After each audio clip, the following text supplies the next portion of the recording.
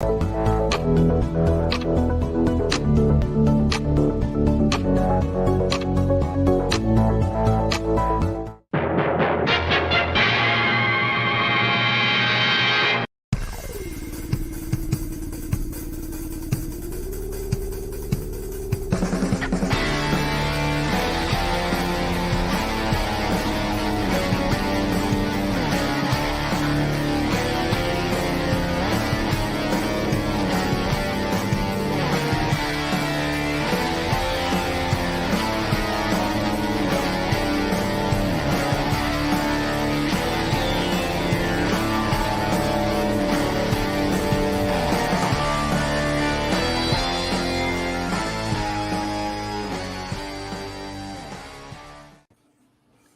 everyone, welcome to Sunday Night Geekery number 83.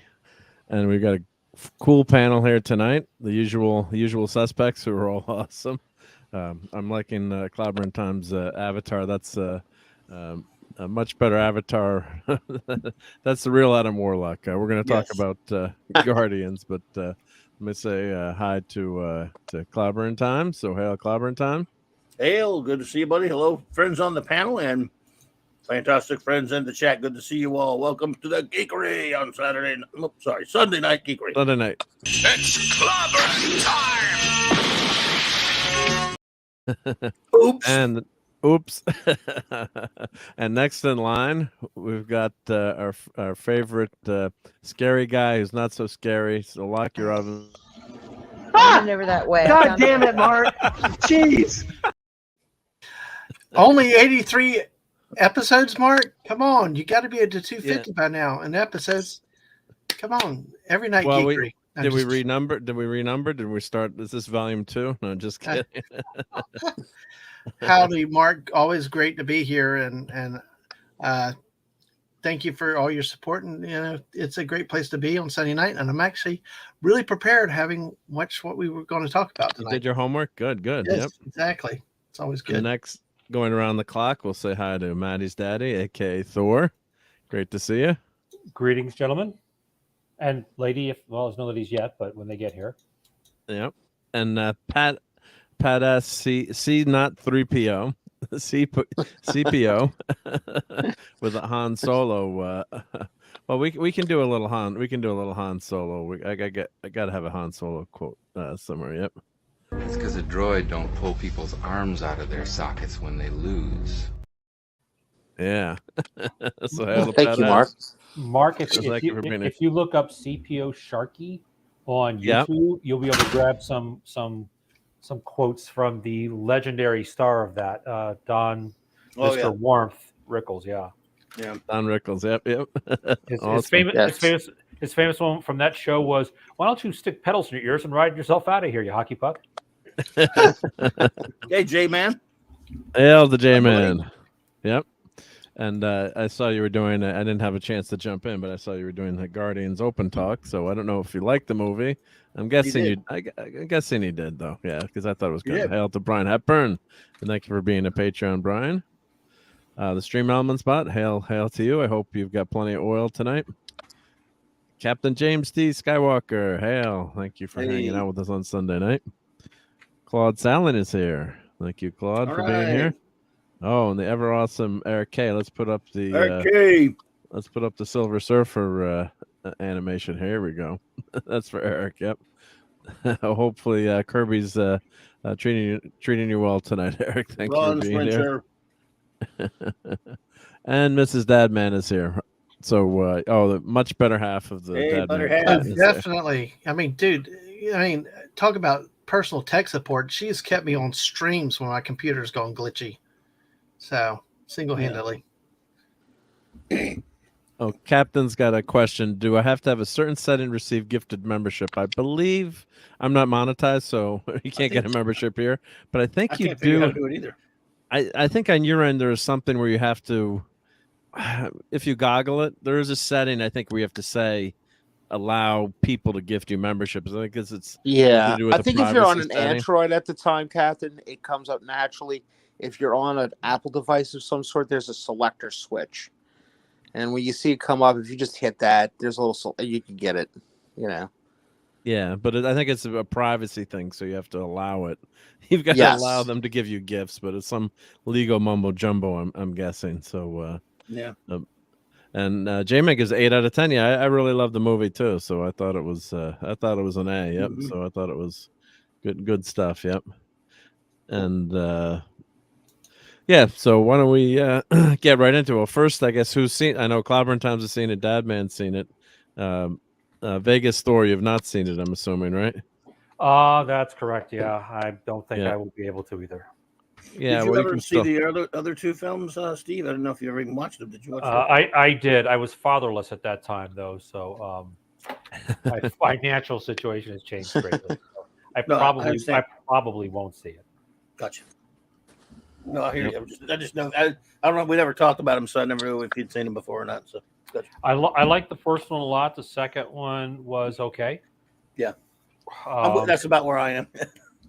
If you like this one, then it's got to be great because you are not an easy customer. Oh, by the way, before you jump into this, there's no Canadians here tonight, are there yet so far? Well, J-Man's here. J-Man's Canadian. J-Man's there. J-Man's Canadian? Oh yeah. Yes. We like him. We like him anyway. We don't hold it against him. Well, then we can't. Then we can't be amiss in taking a moment to recognize one of the great music legends from Canada. Past. Oh yeah. Oh, that's right. Yeah. The incredible Gordon Lightfoot. You know, I always say that Gordon Lightfoot teaches us about places in our soul that we didn't even know were there. That's right. And the Edmund Fitzgerald. The Wreck of the Edmund Fitzgerald is the. I think that's the. No, that didn't go to number 1 in the United States. I think it's only number 1 in the United States was Sundown. But of course, he had lots of great. If You Could Read My Mind, and tons and tons of great music from that guy. I'd like to say, Steve, if it wasn't for Gordon Lightfoot, people in Canada would have to listen to a lot more Avril Lavigne. So, because in Canada, I think it's like, isn't there some kind of thing where like a third of the music has to be a Canadian artist played on radio? Of course, who listens to radio anymore besides me? But I don't listen to Canadian radio. I listen while I'm driving, but Gordon Lightfoot kind of like. What was it? He was inducted. He didn't want to get inducted into the Hall of Fame unless Bob Dylan would do it. And Bob Dylan said something along the lines of every song he wrote was perfect. And that you wish that they would never. This is from the guy that wrote Blowing in the Wind, or All Along the Watchtower from those of you who watch. Yeah, the Watchmen fans will know that, or people who are All Along the Watchtower. Yeah. So, as a matter of fact, just recently, there's a guy on YouTube who has a channel. He's a musician, studio musician. And he says, "Why is this song great?" And he had broken down some of Gordon Lightfoot's songs. That could be this guy, maybe. Yep. There's a guy. Rick Beato. Rick Beato. Yeah. Beato, yep. He's got a good channel. Yep. Good stuff. Yep. Yeah, and he talks about how he has a chorus within a chorus. He's just Gordon Lightfoot was very humble, but he was an amazing guitarist as well as a great singer and a great lyricist. Just a fascinating guy. There's great music to come out. I mean, if they had nothing else but Rush and Gordon Lightfoot, I think you could say, okay, we're good. This is our country. Our country is legendary. Well, everyone knows the song "The Wreck of the Edmund Fitzgerald." I mean, everyone knows that. Yeah. That tune. Yeah. So yeah, I'll play a couple. Great. Yeah. I'll play like 2 seconds of it just so we hit the. But that's an all-time classic. And the great thing about it tells such a great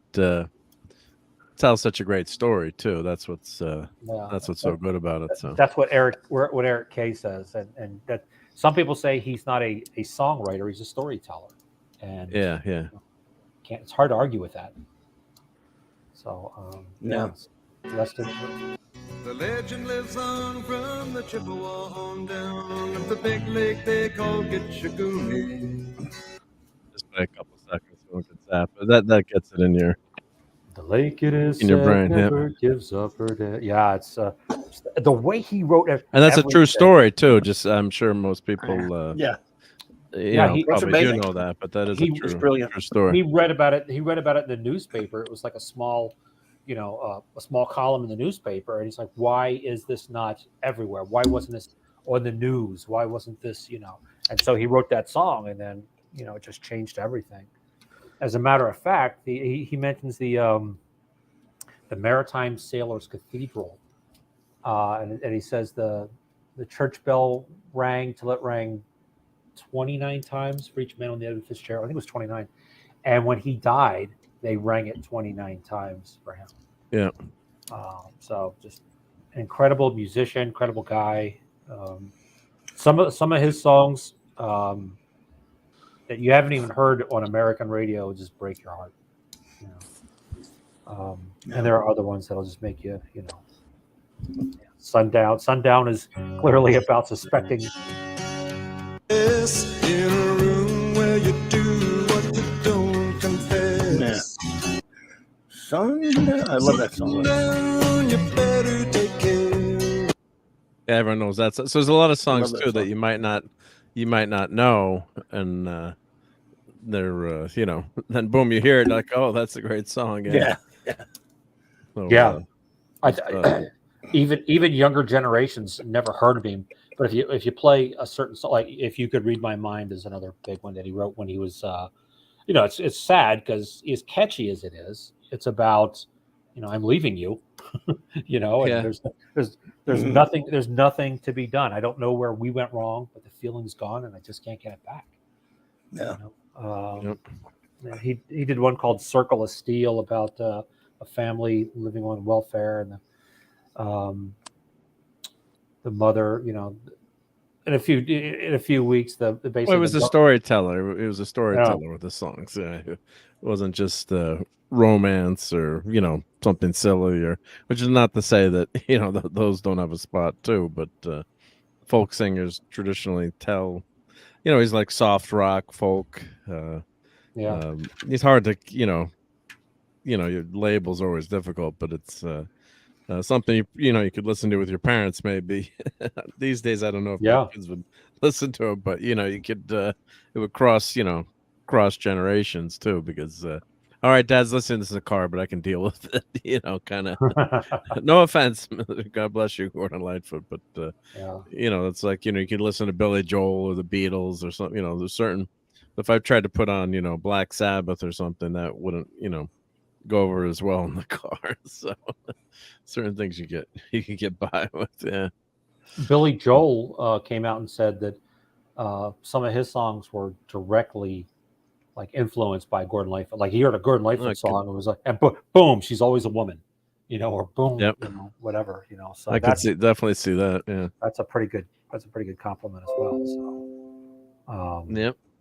Yeah. So passing of a great guy, and you mentioned love songs. I think "Beautiful" is the only probably really thing that we think of as a love song, because the other ones are kind of about love going astray, or If You Could Read My Mind, or Sundown is about, hey, if you're cheating with my wife, I'm going to blow you away. There's a lot of, but then he did stuff like, the historical stuff, The Wreck of the Edmund Fitzgerald, or Canadian Railroad Trilogy. And a lot of it is very specific to Canada, but it still sort of has a wider message that everybody, I think, could relate to.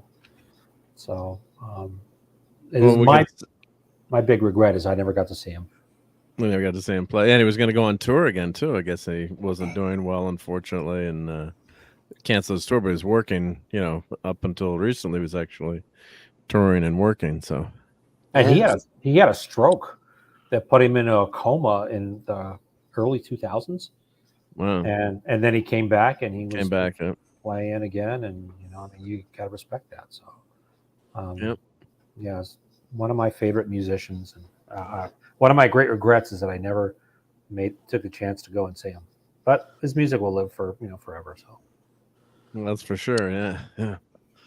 So, well, that's a good segue to Guardians of the Galaxy, because there's music is always important to these movies, and I think that's one of the things that helped that first one becomes such a big hit was, of course, Guardians of the Galaxy Volume 1 on that old time cassette, right? That survived the mixtape. But it just adds so much to the movies. And I think I was talking to Cloudburn times the other night where this, the scene from is Infinity War where you're rewatching that original scene with Peter Quill going to steal the Infinity, one of the gems, and there's no music and it looks ridiculous. Yes. When that music is playing. Right. In Endgame. An Endgame, yeah, and it works as Endgame. Thank you, and it works so well with the. Well, it with was the from music. the perspective of Rhodey and Nebula, who were going there to take it from him. They just Right. knocked him out. Yeah, so they didn't know, they couldn't hear the music. So yeah, they can't hear the music, but Right. it also shows you how the music makes that scene, right? That scene doesn't work without the music. If he's just sneaking up on the place, it just adds so much atmosphere to it. It's just they're dead. It's just that was such a great scene. That movie opens up. That's a pivotal scene in that film because in the first movie, no one knows what to expect. For months, those of us who know comics were going like, Guardians of the Galaxy? Why? They don't even what? That's why are they doing a movie with them? I don't know what. Nobody knows who they are. I mean, they had some relative comic book success around a couple of years before that with a book that did okay, but it wasn't. Even for comic book geeks, it wasn't a big name. But you had to make it. You had a lot of work to do to make people accept a talking tree and a freaking talking raccoon, and they did it, and it became just massive. It was huge, even outside of Marvel realm. Really, it was. It was closest thing you'll ever get to Star Wars, in this century, in terms of something of being sort of a space adventure, that sort of thing. There were people that really, really, really love it. It'll never be. It's not Star Wars level. Don't get me wrong, but that first film was gigantic. And yes, being in the Marvel universe helped it, but the fact is, it doesn't really have any big time Marvel names in it at all. So it had to, sink or swim on its own, under its own weight, and it was phenomenal. People really, really latched onto it. So. It did. I thought 2 was strong. I don't think it was as strong as the first one. Agreed. It was okay. There were some great scenes in 2, though. There were well, brilliant set pieces. Yeah, Mark was talking about the music. I mean, Dancing in the Moonlight with Yondu and Rocket and walking through, and just very comic book, right? The guys when they're on the ship fighting the Ravagers. When Yondu and Rocket fight the Ravagers on his ship, that's one of the greatest scenes I've ever seen. I could watch that scene any over movie and over again. Me too. And it works so perfectly with that music. Yeah. That's one of my favorite things in all the Marvel movies. Again, I think the first movie was a little bit better. That scene there, it was pretty cool. Also, when Rocket is fighting the Ravagers in the woods, that was pretty cool with the Glenn Campbell song, Southern Nights. But it was topped by that scene. No doubt. And you weren't gonna. The rest of the movie was okay, but you weren't gonna come back from how great that scene was. Yeah. Very true. Yeah, let's see what was on the and I actually bought it. I bought this because I was trying to find Good night, J-Man. Oh, take care, J-Man. Take it easy, buddy. Night, J-Man. See you tomorrow in Canada. I'll see you tomorrow night, buddies. Volume 3, the soundtrack not as strong. Couple of modern songs. I didn't think that was necessary. Like real modern songs, like from a couple years ago, I think. Right. I think they should have they wanted to go heavier into the 90s since the 70s were more prominent in the first one. And the 8th, that would have been okay with me. But to go into the 2010s and 20s, we'll go over the soundtracks, but the songs. It was okay, but that wasn't the strength of the movie. Whereas I listened to the soundtracks to the first 2 movies all the time on my phone. I got them on there, and I listen to them all the time. Oh, yeah, man. Give me Redbone any day. Well, I was looking to. Oh, hey, Apolly's Minion is here. Follow me. So I was here. Let me get the truck dog approved. Stream up. There we go. Bupper. Hey, there's Lisa. Oh, and Lisa's here. Hey, Lisa, how's it going? Yeah, I was goggling, so I wasn't paying attention to the chat for a few seconds. Yep. Hail, Lisa. Hail, Lisa, and Apollo. And Brian Hepburn. And Captain James C. Skywalker, and all these great friends over here with us tonight. Mm-hmm. Yeah, and Brian says, my sons liked them in order, first, second, and third, and said this is the weakest of the 3. I got it 1-3-2 for me. Yeah. I agree with Clobby. 1-3-2. I did not like 2. I thought 2 was. I don't know. I didn't like the father aspect. It kind of lost me in there. I didn't like the revision what they did to Ego that much, but I love Kurt Russell. But anyway, go ahead. Continue what you were there, Mark. Sorry. Well, let's go over the soundtrack here for the first one, which is all time awesome. So you don't want me to sing all these, but "Hooked on a Feeling." Yeah. Go all the way. No, come on, give us a few bars. Ooga shaka. Clobby, Catman, and I will go. We'll do the ooga shaka. Mark. This is when you, as the channel owner, say, "I am going to avoid copyright issues, so I will refrain from trying to make music." Yeah. No. I think you can sing it. No. I would be running that excuse. I was taking away that. Yeah, somebody play with their armpit. Oh, gosh. Don't ask why I ever just do on the desk. I just do. Yeah. You like it too, Mark. It's a good oldie fashioned one with Felix the Cat on it. Yeah. There we go. So so I just broke everyone's ears, but "Hooked on a Feeling." I mean, what a great way to open.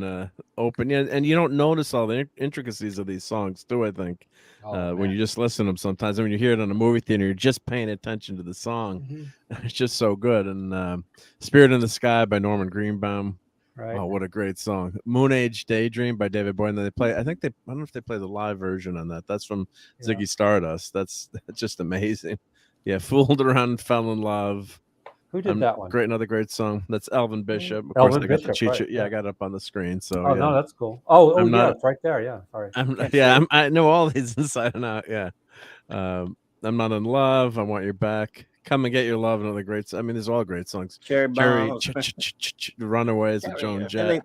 They use it so well in the film, though. Too. There's one thing just to have songs here and there. In that movie, it is used beautifully as part of the narrative of the film. It's almost a character in the film. It is a character in the film. It's Pete's mother's gift to him. Because she loved all that music, and she gave him she's the one that got him into all that music and stuff like that. Gave him that Walkman, gave him that tape, and his mixtape, as she called it. And it's a special part of the movie. Unlike usual movies, just have music in them. It's actually in the story and the narrative of the film, which was different. James Gunn, he's a lot of things, but he is talented. If you look up "Come and Get Your Love" on YouTube, you will find that they used to perform. So they're Mexican/Native American. Of course, Redbone's almost all Native American, at least, even if they're, what is it, Ezotectic from like Mayans and Aztec descendants. So yes, they're all tribal. They used to wear the traditional garb with the feathers, the headdresses, the buckskins, all 9 yards, wild, and had feathers hanging from their bass and their guitar. Yeah, you can see the guy on the right, actually on the left. Yeah, maybe all of them. You can see it there. Yeah, they had so that was a really cool visual to go with that. So fancy. Just thought I would interject that. Hail Phantom. Hail Phantom. What's up, buddy? The Pina Colada song. Do you like Pina Colada? I love that song. And that tells a great story too. In the rain. We all hated it when it came out, but it's grown on us in the 40 years since. Yeah. Well, the story, the great story of that song, the guy is bored with his wife, so he answers an ad in the personal, back when you had newspapers. I guess it would have been personal Tinder ads today or whatever you call it. And he goes to meet up, and it turns out to be his wife is looking for an affair too. And they both answer together. That was on Casey's, replays of American Top 40 with Casey Kasem. And they said, people always assume this was based on a real story. He said, no, it was just a song. It's just an idea I came up with. It's not based on anything real. So, although it would have been probably more fun had it been actually, the guy's wife. I'd be in trouble because I really don't want to drink a pina colada. I've never had one. So you could have a virgin one, right? Caught the Rain I'm with, that part, but champagne, no. And the dunes by the making love by the dunes on the Cape. I think, Clobby, I think this woman was made for you. You're not into yoga. You're not into health food. True. Walking in the rain, you have no choice to walk in the rain because you're. I don't have half a brain though, so. I'm in trouble. Ooh, Child, that was a great one. Oh, ooh, yep. And ain't no mountain high enough. Yeah, you don't want me to sing, but yeah. So those are all great. Hey, these songs are so great. Even if you sing them badly, we'll enjoy it. They're really great. Oh, it made it to #1 Canadian albums, Billboard. Yep. The Guardian, U.S. #1. Yeah, this album went to #1. Yep. That's awesome. Yeah, and lemon pie. I had lemon pie. Phantom Outsider. Hey, lemon pie. I had lemon pie today, and it was really good. Just say. And Lisa says something controversial. Pineapple on pizza is good too. Well, I put clams on my pizza, so. Lisa, no. And that was speaking. We were speaking of Canada and all things Canadian earlier. Apparently, Hawaiian pizza is a Canadian invention. I don't doubt that. Blame the Canadians for everything. Really? I actually have grown to like it. At first, I thought it was a unforgivable sin. I've grown to like it. Yeah, I tried it the other day for the first time. Oh, really? I've been meaning to put it out there on YouTube, but I will say I was surprised, and not necessarily in a bad way. I also tried ketchup on pizza. Oh, what the hell's wrong with you? Well, there's a couple of young guys out there in YouTube and Twitter that are having a battle with it, and I just had to try both of them. Ketchup. Actually, ketchup kind of works in a sick, perverted way. Oh my god! Oh you already got tomato sauce. If it's tomato sauce pizza, it's an odd thing. I will say. But it's a completely different spice palette. I know it is. Yeah. I know it is. But it kind of it's like I said, in a strange, bizarre way. But hey, I could think of worse stuff to put on pizza. I'm just saying it wouldn't really occur to me. I would do cane sauce on pizza, but then again, I'd put cane sauce on my fingers and eat it. Cane sauce. What sauce is that? Raisin cane sauce. It's a chicken fingers place. Oh, it's a chicken. I've heard about the chicken finger place. Yeah, okay. And it's a secret that that sauce cannot be duplicated. The only way to get it is to go to Cane's. Well, do y'all have any Cane's over there in Louisiana? No, that's where it started. Right here in BR, where I live. As a matter of started here. As a matter of fact, on Drusilla. No, on Highland, actually, LSU. Keep going. Nicholson Extension. Nicholson? Okay. No, I'm sorry. I'm wrong. It was on Burbank. And the reason I know this. Burbank? Yep. Okay. It was on Burbank. Right down the street. Where I used to stop there almost every day on my way back from LSU going home. And it was there was a little wicker table that sat two people. It was drive-through only, except for one little table. Drive-through only, yeah. And I ate everywhere. There. So I always tell people, "Hey, you're welcome," because I was there. I ate there. Right. I ate there all the time when I was in college. Oh man, it was very reasonably priced. And they're still there now. I mean, Clobby would have to go. Oh my gosh, Mrs. Make sure we got to go to Raising Cane's while we're over there. So hey, they're everywhere now. What's the sauce? What's the sauce like though? What is it? What is the sauce like though? We don't have them here though. I would say it's Cane's. Oh, is it like a ketchupy sauce? Is it the mustard sauce? It's more like a honey. It's almost like a Thousand Island base, but it without like that, and stuff. Oh man! And there's a little formula that he never tells anybody. Yeah. Is it kind of like the Big Mac sauce in a way? No. Okay. No. All right. No. I think it's better. It's got just the slightest kick to it. Every now and then you just crave some because the chicken's just sort of you can get that kind of chicken anywhere. But here, what's brilliant about his business model is at Cane's, unlike McDonald's, Burger King, whatever, that change all the time. They got millions of different things that can screw your order up. There's only three things you could order at Cane's, and he never adds anything to it. He never changes anything. You get the biggie, you get either the big tender thingy or the small tender thingy or a sandwich thingy. And then you got a couple drinks, and that's it. He never changes it. Never. They can't. Those people, and he forces those people sometimes to be such cornballs that they say silly stuff like, chicken, what you picking? They make them say that. But he trains those people there to be very efficient, sharp as a tack. And again, how much can you screw up when you got three different things on them in you? Yeah, you can't order individual things. You can't say, "Hey, can I get you a slice of Texas toast and some fries?" It's box 1, 2, or 3. The only thing you can do is you can Like I can't. I don't like coleslaw. So you can substitute the coleslaw with another piece of toast or some more. Texas toast. Yeah, Texas toast. Wow. Big and soft and a little slight garlicky, I think, on the butter. And yeah, it's good stuff. And it's that formula for that sauce that he keeps under lock and key. That no one could ever quite duplicate. Like Zaxby's, for example, they got some that they tried to make it like his. It's okay, but it's not quite. It's not as good. Yep. Yeah, there's a chicken place up our way called Garden Catering. Don't worry about it, Dad, man. You'll find them all over the place now. But go ahead, sorry. Yeah, but we don't have them anywhere over here. That's why somebody in Texas told me about them. Once you get on the road this way, you're going to see them on the interstate all over the place. Oh gosh. Yeah, you'll see them all over. And they're all good. They're all good. And I don't know. Doesn't matter which one you go to. Not, but there's, There's one on the. No, they're all good. It doesn't matter which one you go to. I guess. Yeah, no. It's all the same. Yeah. Still fast food, brother. You know. Yeah. But the sauce is the exact same because it's only. So anyway, yeah. But yeah, you on the road, you get out there on the road, you'll be able to find it anywhere. Yeah. Now, in fact, I was going to consult with Steve. Steve, when they come through town, they're coming through town, and I was going, I was going to consult with you about where maybe to bring them. Because you have your places you like to go when you come here. For me, I would take anybody from out of town to my favorite place, Bobby. That's what I was thinking. I might bring them to Parans. Parans, yeah. Paran is a Cajun word for what you would call your godfather. If you're a Cajun, like mama for your grandmother, etc. And you can get fried alligator there. You can get hush puppies. You can get, so much good Cajun, top quality, good Cajun food, and it won't break your bank. Wow, that's awesome.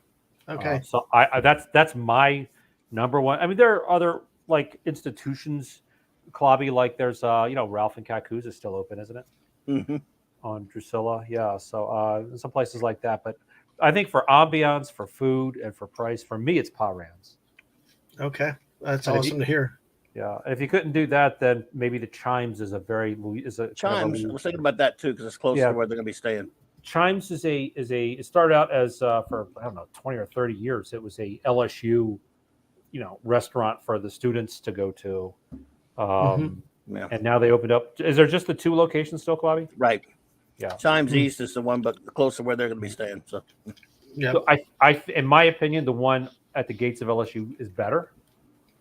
True. But problem is, it's at the gates of LSU. So. Yeah. Well, I think anybody who's never been to LSU should drive through it. It's a beautiful university with, crepe myrtles and cypress, trees. It's just a beautiful campus. It's built in a very Greek style, but I could be, I could be biased. There was a movie, not a great movie, called God Is Not Dead with Kevin Sorbo, Dean Cain, and some other people. But it starts off with a guy who is going to college. On his first day, he's filling out his paperwork for his classes, and he's in the quad. And I'm like, hey, that's LSU, isn't it? So, yeah. But anyway. Didn't they film part of Everybody's All American there too? With yeah, they did. Robin Williams, yeah, that's right. No, wait, Robin Williams? No, Dennis Quaid. Quaid. Yep. Yep. Yes, sir. Yes, sir. Anyway, sorry, Martin. Yeah, back to the music.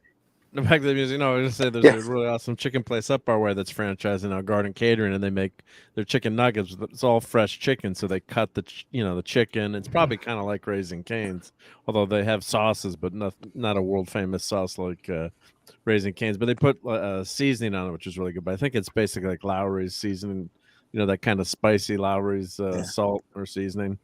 Some Old Bay.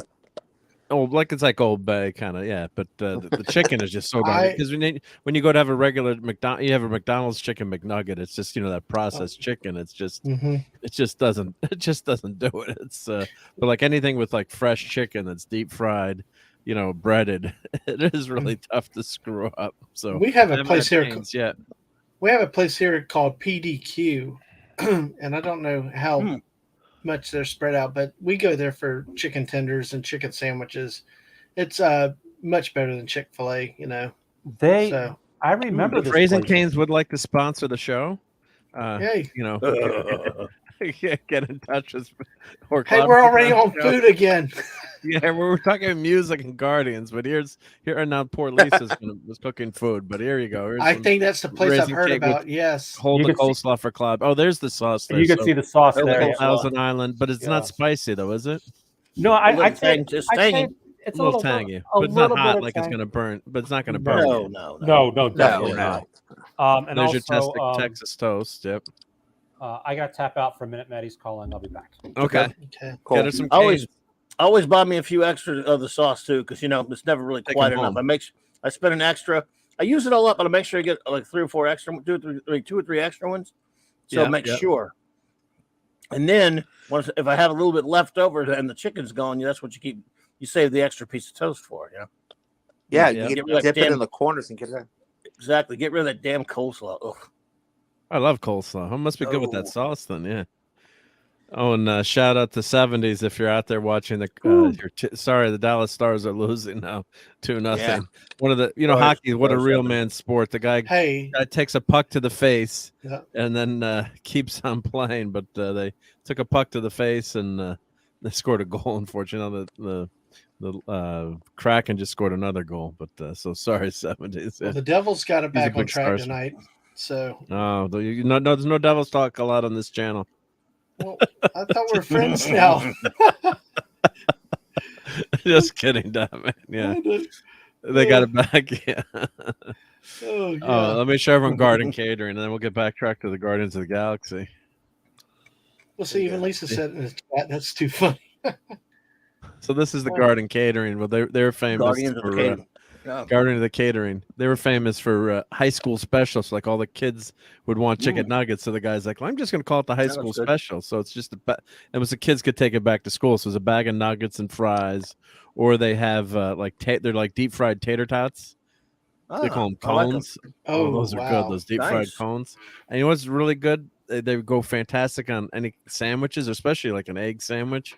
You put your cones on there and they squash them. So it's like you got potatoes in with your eggs and your sausage. Oh, eggs so good. Eggs are forbidden food. Oh man. Oh, eggs are so delicious. Yeah. Wait, like what kind of eggs? Not like egg salad, huh? Gross. No, fried egg. Fried egg. Oh, okay. This egg sandwich fried there. Kind of gross too, but yeah. Well, for context for Pat and for everybody out there, I will not eat eggs. I cannot eat eggs. Not an allergy. I cannot stomach them. I cannot smell them. Green eggs? Any kind of eggs. The missus has tried all kinds of way, but eggs are eggs to me are like Claudia's to green, So he will not eat eggs. Not all. Mar-Rammet, he will not eat. Exactly. Like Lisa said. I'll eat an egg, but it's got to be pretty thoroughly cooked, man. I don't want no runny egg or nothing. Yuck. So there's the some good stuff there. Yep. Barry Manilow. What are you, a girl? I thought he was a quarterback for the Niners. My mom was watching the Super Bowl and said, why is Barry Manilow the quarterback for the 49ers? Like, that's Joe Montana, Mom. Barry Manilow. I'm sorry, Fancy. Yeah. So anyway, back to the Guardians of the Galaxy. So we all agree Awesome Mix Volume 1 is, the best. Yes. And then you start with Mr. Blue Sky. I can't say it. ELO. Yeah. Jeff Lynne. This was still pretty good though. There's a lot of Jeff That's Lynne. a great song. Fox only one of two of the last living Wilburys, man. Yep, the Wilburys. Yep. The Chain by Fleetwood Mac, classic. Lakeshore Drives. Here you go. Bring It On Home. Sam classic saying Cook. He will not eat them in a house. He will not eat them with a mouse. There you go. Southern Nights. Yeah. Southern Nights. Glenn Campbell classic. Campbell. My Sweet Lord. Amazing George Harrison song. My Sweet Lord. Great song. Yeah. That was a great scene. Come a Little Bit Closer. Another great 60s song. Yep. And Brandy. Yeah, that's a great song too. Yeah. Yeah, that was Looking Glass. There you go. That's one of those songs, like a lot of these, where you'll know the song, but you have no idea who did it. I mean, obviously hardcore music people will. But how many times, if you're just like someone who just likes the song, you've heard it 50 times, but you have no clue who did it. And when you're told who did it, you're like, who? Yeah. Well, it's easy to you have no idea. It's like when you're expecting to hear the Beatles, or you're expecting someone to say the Beatles or somebody, someone big, and you'll go, who? Yeah, Looking Glass. Remember all the songs they did? They had one hit. Dude, I know what you mean. I went to go see Modern English one time live, and this is not a joke. They did 3 renditions. They started into the show with Melt With You. And do you know why? Because if you ask everybody in the audience right now, probably the only Modern English song they can tell you right now is Melt With You. So yeah, that's probably why. That's what I'm an versions, 80s expert. Yeah, they did. That's the only song. You know, the biggest star, I think it's covered up by the cursor right now with the Cheap Trick thing. Actually, it's probably Cheap Trick, but after that, it's probably Glenn Campbell. This guy was a scumbag, but he was good at great music. Cat Stevens? He became a scumbag. Yusef, what was it? But his name's changed not his even name Cat too? Stevens. Yusef, he became yeah. Yusef Mohammed. Yusef Mohammed. Or Yusef Islam. Islam. Yeah. Yusef Islam, that's right. And he was supported the fatwa. That's pretty spot on. Yeah, he supported the fatwa against Salman Rushdie. Salman Rushdie, yeah. I'm changing my name to Johnny Catholic. Clobby, look at so number 6, Southern Nights. Look at that name. I love that. Glenn Campbell. Yeah, but look who wrote it. Alan Toussaint. New Orleans guy. Obviously by the Cajun name. Yeah. He was a New Orleans singer-songwriter. I love that song. If you ever want to see online, man. If you ever want to see a great Alan Toussaint performance, gang, all you got to do is after you get off with Mark at the end of the show, look up Alan Toussaint, Jazz Fest, Jimmy Buffett, and they How do you know this? Nope, because I was there, dude. I was there. Wow, it was the most amazing thing, Alan, because it's Jazz Fest. Hey, Jay Picasso. It's not that odd. Jay Picasso. And Alan Toussaint walked out, and like nobody except for me and about 12 other people knew who Alan Toussaint. And we went freaking started clapping, and dude, he started playing this was right after Katrina, man. Like the Jazz Fest after Katrina. It was incredible. Probably the best live music moment I've ever experienced. Wow. With that, I have an answer. Great musician, as was Glenn Campbell, who played guitar on a lot of the Beach Boys songs as a studio musician at the Wrecking Crew. And was in a John Wayne movie. Yeah, True Grit. Oh, that's right. Yeah, he was in the original True Grit, dude. He was, I have an answer. LaBeouf. I have an answer for Fanty Outsider. Am I telling you this long, convoluted gobbledygook you just wrote? No. I was just teasing you for liking Barry Manilow for 5 seconds. Hey, I like no. Hey, there's some Barry Manilow songs I really like. Me too. I'm just teasing. I was just goofing on him for liking a song, like the girl that makes the young girls cry in that song. Yeah. So I was goofing on Fanty. No, I'm not telling you anything you wrote. I mean, I'm not telling you anything of the sort, dude. Barry Manilow gets my respect for starting off. He had a top 10 song that started off with Chopin. It was could this be magic? Starts off with a Chopin piece. I was just making a Barry Manilow joke. He's low hanging fruit. He's also. I think Phantom Outsider never. I don't think Phantom ever is really offended by anything anybody says. I think he plays. Remember along Night with Court? it. I think he Remember did. Night Court? It's a Night Court reference. Remember Harry and I used to make fun of Barry Manilow all the time? That's right, because he was a fan of the Velvet Fog. Hey, Tiger Stripes. Yeah. Oh, because that's right. He was a big fan of Mel Torme. Mel Torme, yeah, whose son wrote an episode of Star Trek. Yeah, that's right. Tracy Torme. Tiger Stripes is right. Fanny, I was just goofing around. I didn't say you liked him either, dude. I was just throwing it out there for a throwaway Barry Manilow joke. For God's sake. And he did a lot of commercials. Barry Manilow. Hey, Tiger Stripes. Wow, I should with us. I got it. Don't make Barry Manilow jokes. I get you. Well, Clobby, I like Barry Manilow. You got something to say about it? No, I'm just kidding, guys. Yeah. I'm coming over there with a couple of my boys and go give me some cement overshoes. Steve rated Barry Manilow's closet. Hey, if you like Barry Manilow, it's a safe space here. You're allowed to like him. No problem. Barry Manilow, nor do you rate his wardrobe. That's from or Joe Montana, whoever you want to like. That's Breakfast fine. Club. Breakfast Club, yeah. So, and of course, the greatest song on the album was Guardians Inferno by the Hoff. So on volume 2, written by James Gunn and Tyler Bates. Maybe we should talk about the new movie. Yeah, we should talk about the new. We're just going through the soundtrack. Yeah, we should. That's what we promised everyone. So let's get I want to get the soundtrack for volume 3. Real quick, tell me though, what was Cheap Trick's song on the second album? Because I don't remember that. Surrender. Surrender.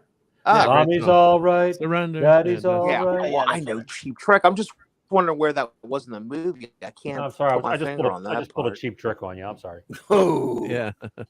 good one. Where the heck is the? You're huge in Japan, Steve. What can I tell you? Manilow, Everybody Davis, join Steve Bette Lido. Midler. Yuka. No, I like Cheap Trick. They're kind of dead now, but yeah, they were great. They made the Rock and Roll Hall of Fame finally. Live at Budokan. Yeah, they kind of mistreat Barry Buddy Manilow gave Carlos, us but Bette other Midler. than that, Quick, Claude Parrish is here. Ugh. Everybody look busy. Claude's here. Yep. Hey, Claude. They gave us Midler. We have Claude. Claude Hey, Sally Low is- Spec Linux laptop. Claude's pal. gonna school Air Hey, Supply. from Oh, Manilow. great group. No, I'm all out of Air Supply. I'm so lost with that. I'm all out of love. Wow, we have Claude is not a very common name, and we have more Claudes here tonight than any other names. One of them doesn't have an E on the end of his name, so at least there's no confusion. Well, I do not judge people by the consonants at the end of their name, Claudia. I'm more enlightened than that. I'm just saying, pointing out the difference. I mean, you guys, you vowel hater. You guys just put your own bigotry in order. I'm just putting it out there. You bunch of bigots. Yeah. Air Supply. So here's the. I think we're all breathing fine. Claude Parrish. I just said at. I've been typing too much.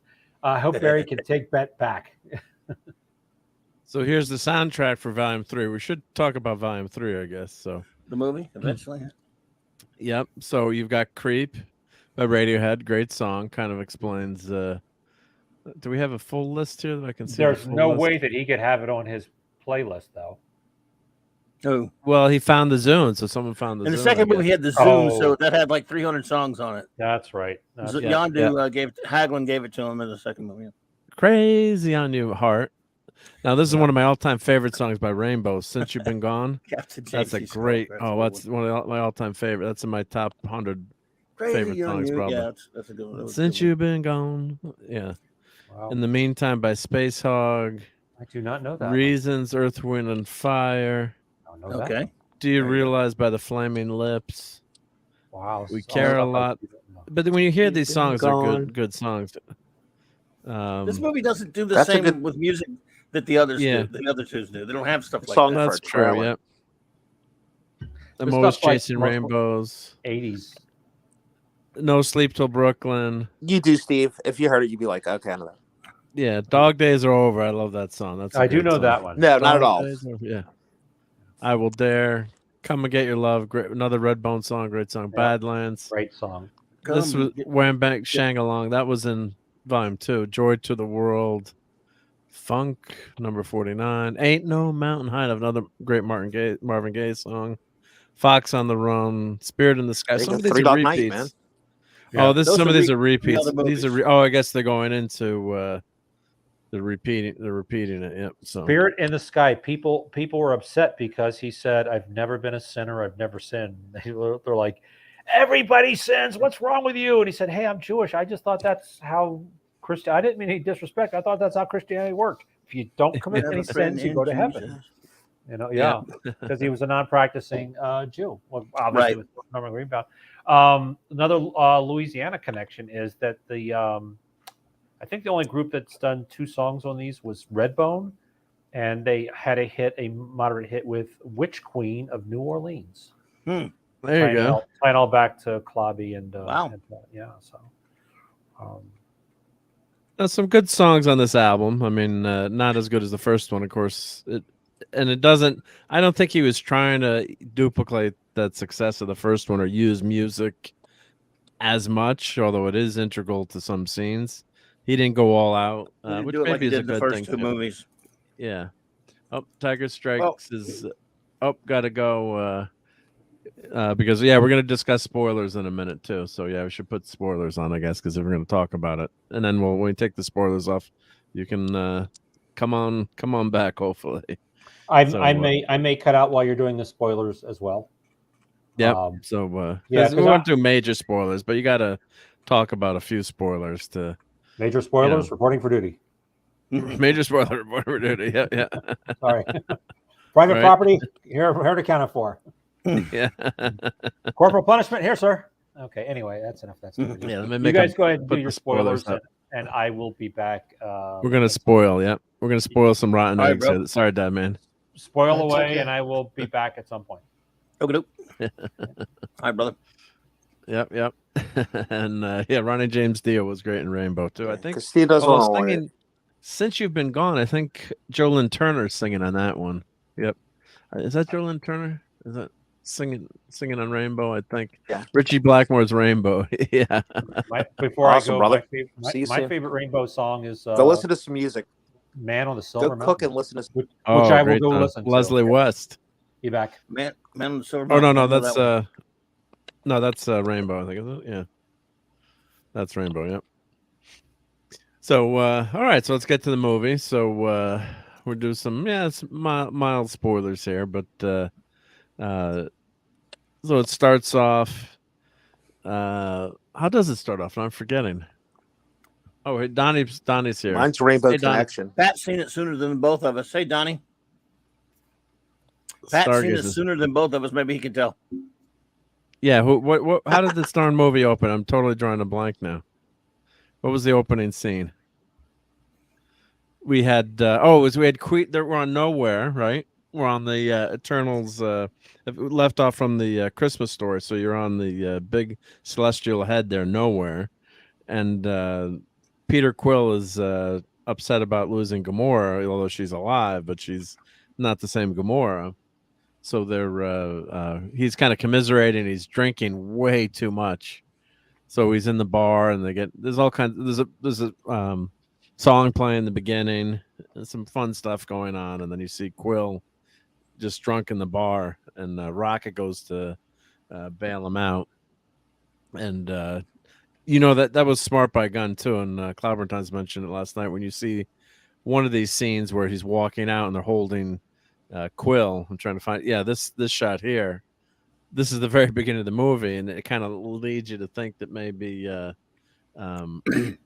that he's dead at this point. Yeah. By the way, I saw a video. I saw a video about this here. That's not really. That's not Chris Pratt. That's a double. They made him a lifelike double. That weighs about 35 pounds. And I saw them talking about him. It looks it's scary because I've seen it from the front. Somebody had a video on it somewhere. It's terrifying how much it looks like him. James Gunn had it sitting in his office. You could stand it up. You can do all kind of crap with him. And it's like, and Chris Pratt was right there. There were a couple of shots where Chris Pratt rocking right behind her and stuff, and he was standing there with it. It was really. So yeah, I mean, that's really weird how they did that. So it's not CGI; it's actually a dummy. No, that's a dummy, but it looks exactly. I mean, it's scary how much it looks like. Scary much. 35 pounds. I said, yeah. Wow. Oh, and Leslie West is Mountain, definitely. Yeah, definitely. Yep. Mississippi Queen. Yep. Yep. So, Phantom's breaking down the most played songs, I guess. Yep. Sitting in the dock of my bed, can't take my eyes off you. Everyone loves to rule the world. Oh, I hate that song. Layla, Stand by Me. I do, yeah. Everyone. Yeah. It's just great with me. Too overplayed. It's a real genius. You've lost it. Because Mark hates Dennis Miller. No, I love the music really, and I like Chris Miller too. I'm not listening to Dennis Miller or the show or the song. Brown Eyed Girl's number one. Yeah, Dennis Miller. That was his theme song for his HBO show. Remember? Yeah. I love Brown Eyed Girl. That's a great one. Yep. That's a New Orleans song there. Yep, that's for sure. That's who sings that? That's Sha-la-la-la-la-la-la. Yeah, who sings Brown Eyed Girl? That's Scottish guy, isn't it? Oh, I gotta goggle it now. Van Morrison. Yeah, Van Morrison. I gotta forget that. Says, "Oh my God, Mark, Tears for Fears is awesome."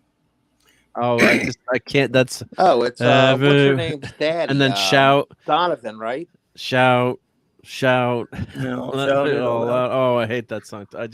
They just grate it. I mean, it just kills me. It just kills Close me. enough. Did his team lose yet? They're down 4-0. It's getting ugly early. Yeah, and sorry, buddy. Yeah. Well, it's yep. Sorry, 70s. You can come hang out with us if you want. No. Yeah. Let it all out.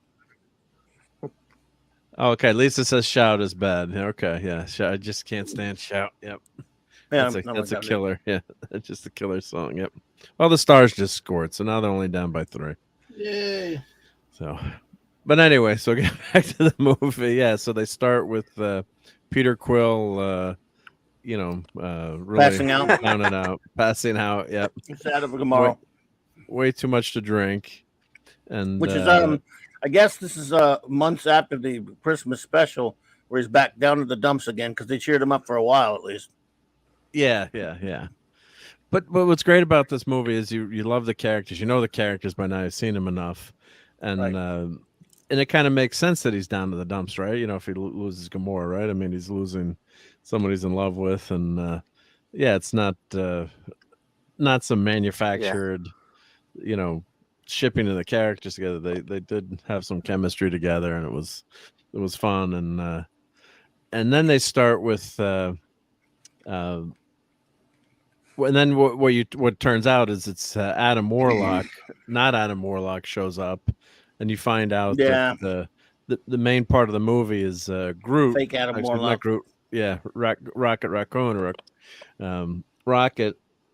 There's something special about Rocket. You find out that, and we know he's been genetically manipulated, and he's a raccoon, even though he keeps saying he's not a raccoon, and.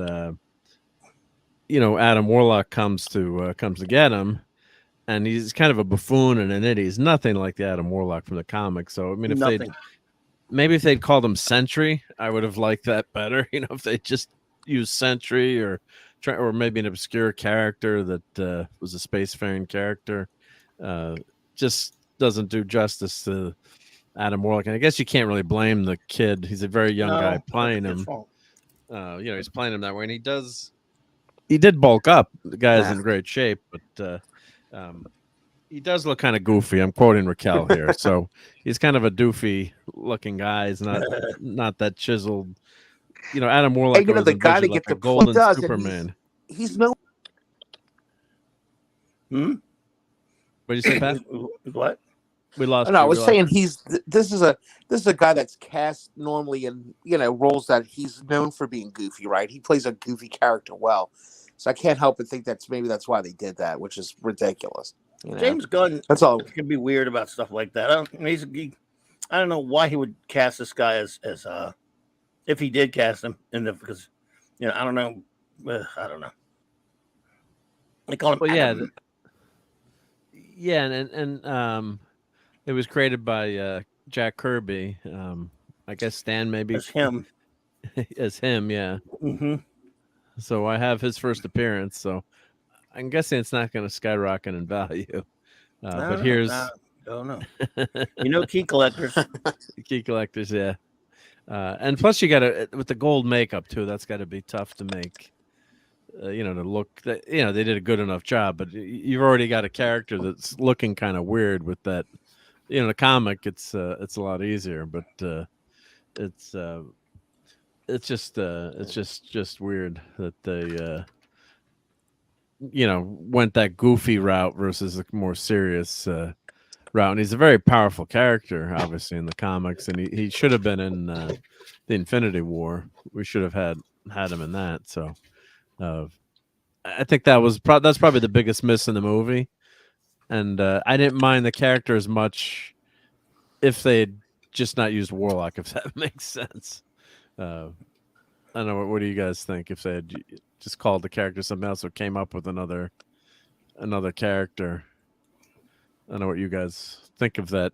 I would have just changed it to something else and not used Warlock at all because it was too late now. Because if you don't have him involved in the Thanos story, there's no point to him.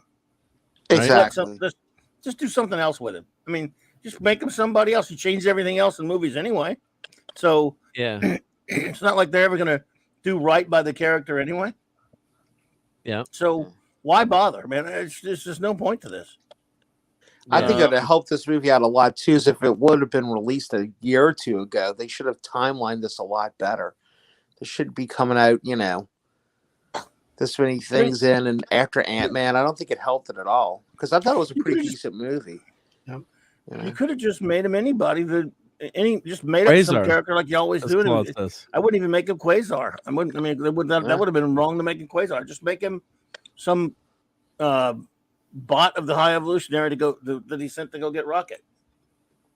Yeah, I guess you could have done that. Yeah, they always want to have their characters so they get their IP out there, I guess, too. So he's useless. And he had the Soul Stone too. So how does he have his powers now? It wasn't no Soul Stone. I could tell what that was. Yeah, but it can't be a Soul Stone.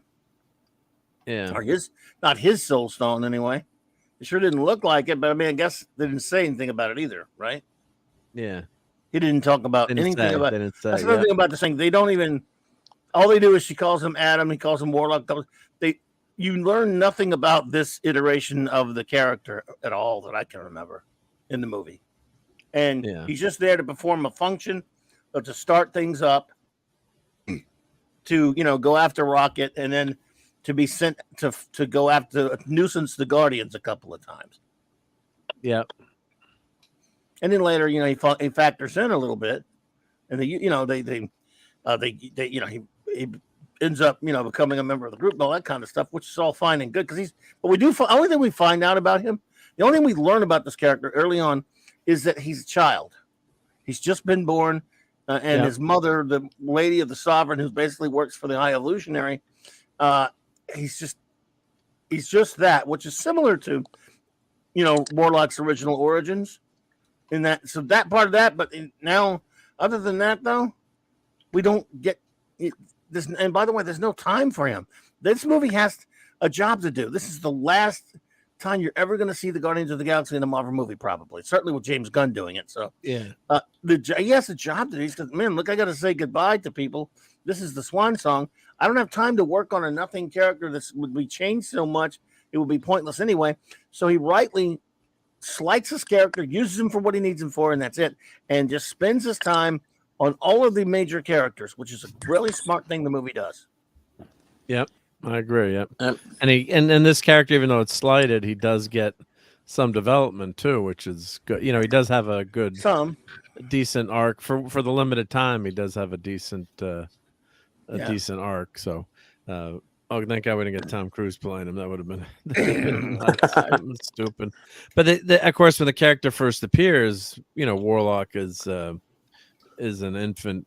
Basically an infant, and he tries to kidnap Sif to make babies with her. So, it's that fits the character that he's very young in terms of his first appearance. But by the time the Infinity War rolls around, he's one of the major players that helps to bring down Thanos. So that's the big miss there. But basically what happens is Rocket, unfortunately, is mortally wounded, and I'm not going to call him the MacGuffin, but the major plot is that they've got to find, break in somewhere, and there's I guess the High Evolutionary has a code that no one can get in to get it to his tech or break through, copy any of his genetic engineering or any of his devices. So they have these med packs that are really cool, and kind of like you'd have in Star Trek, where you have something that could stitch your skin back together, as they do on Trek. And they put these med packs on. The med pack actually starts to kill Rocket because it's the coding on his body. So that's kind of the MacGuffin. They've got to get in and get this code from the High Evolutionary, who you find out is this evil person who's manipulating and experimenting on animals. And you get the whole backstory of Rocket and how he his origin, how he came into being, and how the High Evolutionary was using him. And there's some really touching scenes. I mean, my wife actually started to cry at a couple points. Oh, really? Yeah, I mean, people in the theater it really worked. I think it was so well done that people were really upset by those characters. I'm going to see if they scroll down and see if they show any of the pictures. That's Adam Warlock's credit. Well, Adam Warlock kills someone and takes his pet.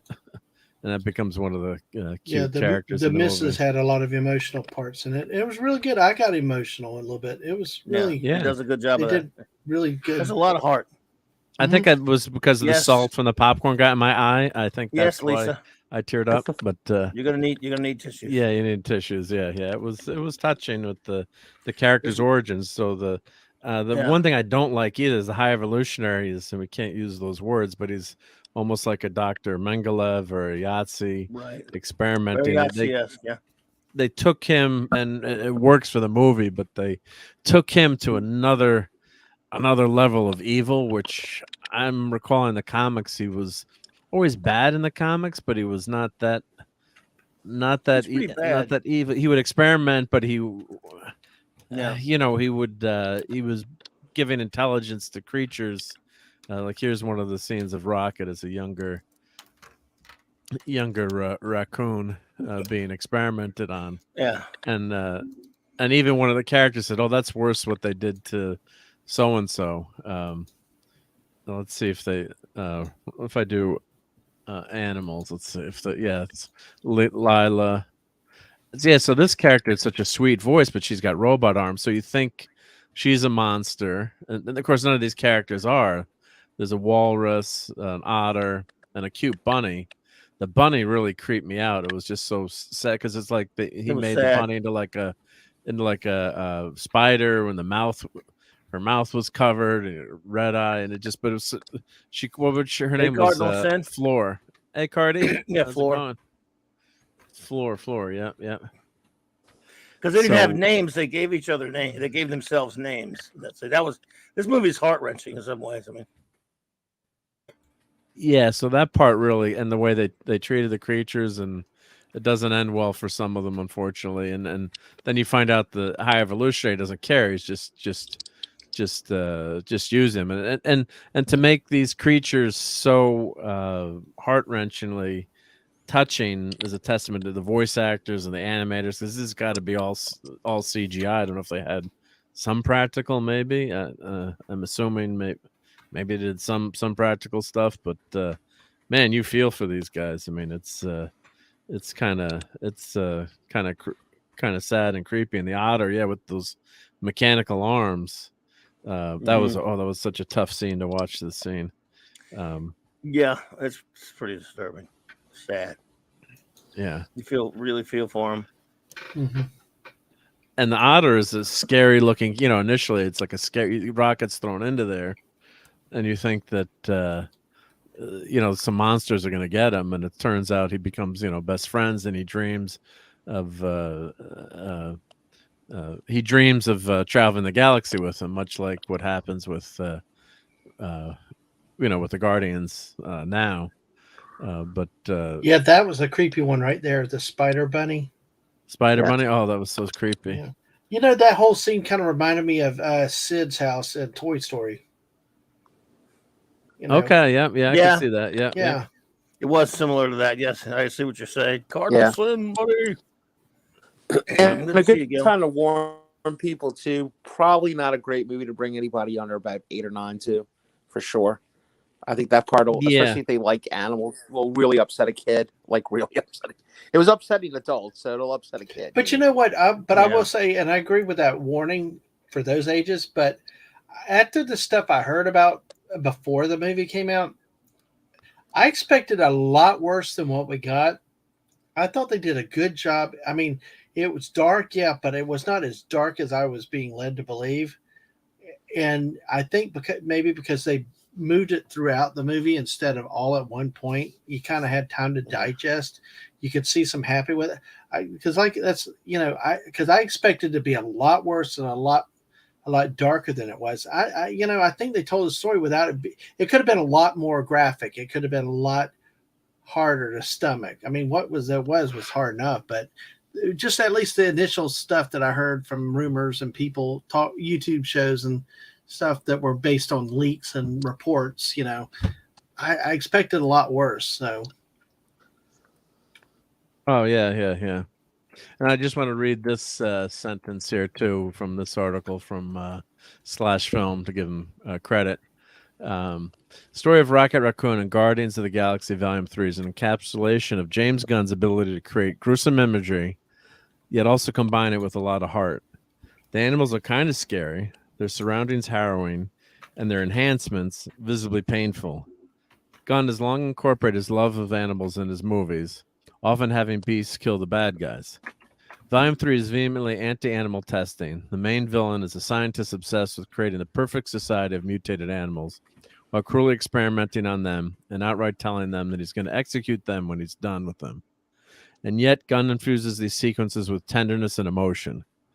Seeing the 4 animals bond and become friends, playing tag despite being in 2 separate cells, and eventually choosing names for themselves is as heartwarming as it is heartbreaking. Also, the design, the storyline, and Rocket's eventual violent escape are the closest we'll probably get to a live-action adaptation of We 3, and that rules. So that's Grant Morrison, quietly graphic novel. Yeah, just me and my friends are going to go flying together. Yeah, so it was touching, and that's a great paragraph there, very well written, and just does a nice job of encapsulating why that scene was so, those scenes were so good with those cute scary looking critters, right? And the walrus has got he had like wheels or something. He had rolling wheel, like, almost like he was on a wheelchair or something. It was so they all had these weird quote unquote enhancements, but great voices that they did, and God, so much more believable than some of the other stuff that we get these days. And of course, the other critter that was there is Cosmo the dog. Has a big part in this movie. So and really fun too. There's a running riff where who's the Reaver that calls him calls her a bad dog, says you're a bad dog, and she won't let it go for the whole movie.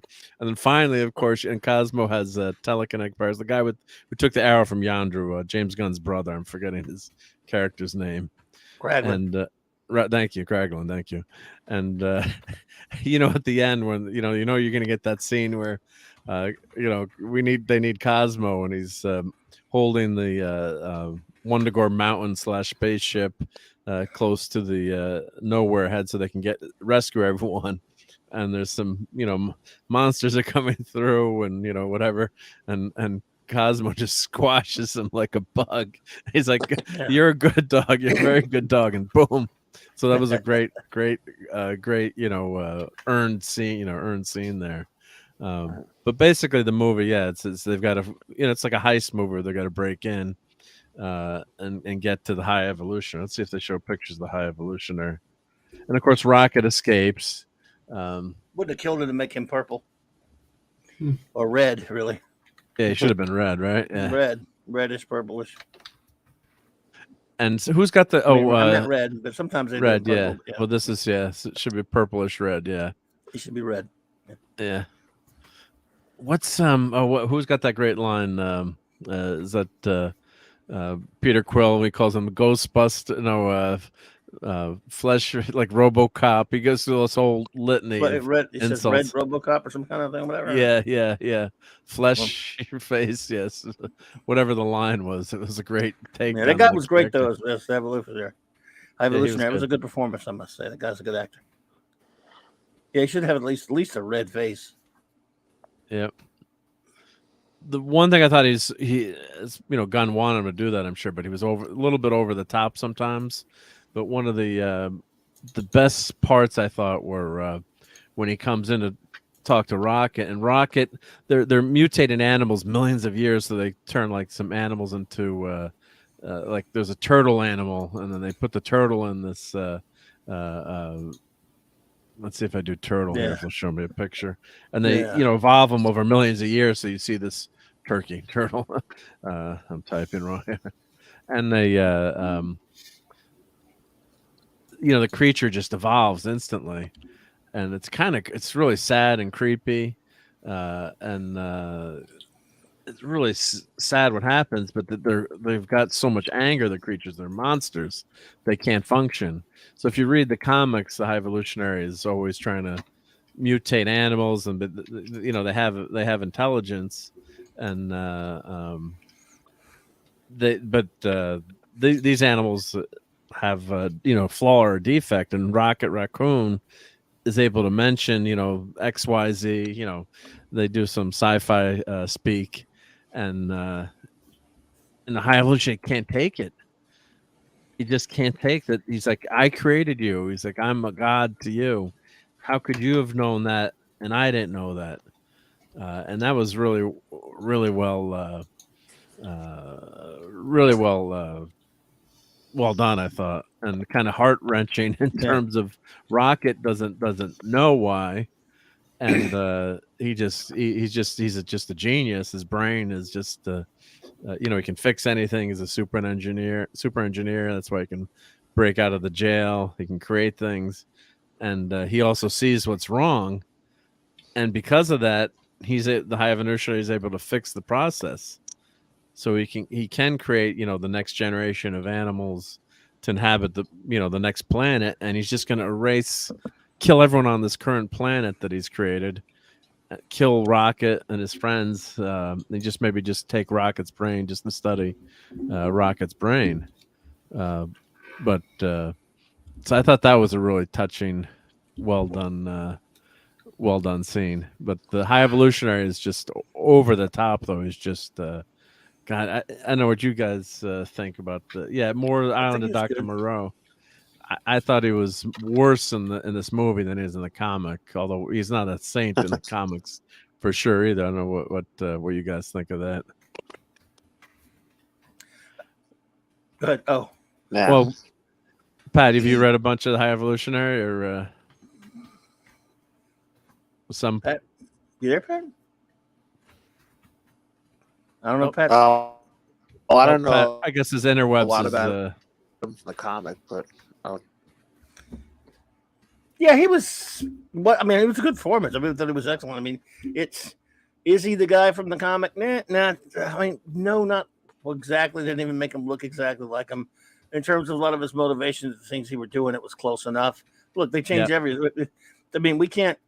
It is so old school now to even bother complaining about the way they change these characters. If they do a good performance and they're still a decent enough baddie, then that's all that really matters. I guess he is really good.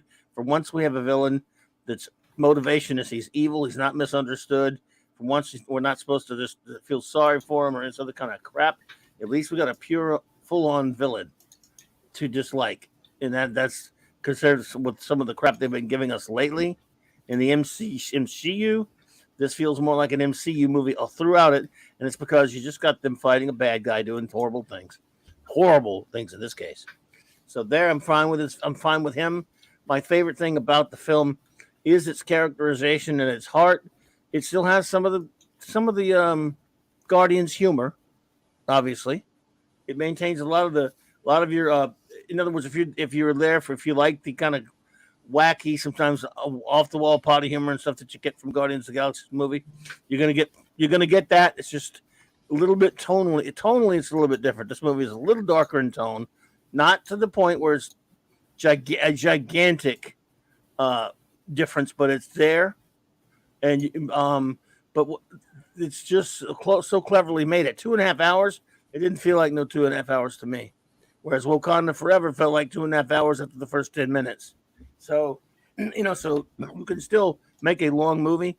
By the way, I do believe a lot of it's on the cutting room floor, though, because there's so much that it could have been. I think he probably made a much longer movie.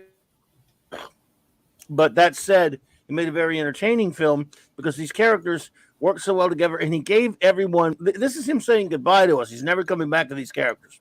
James Gunn, never. In my opinion, and so.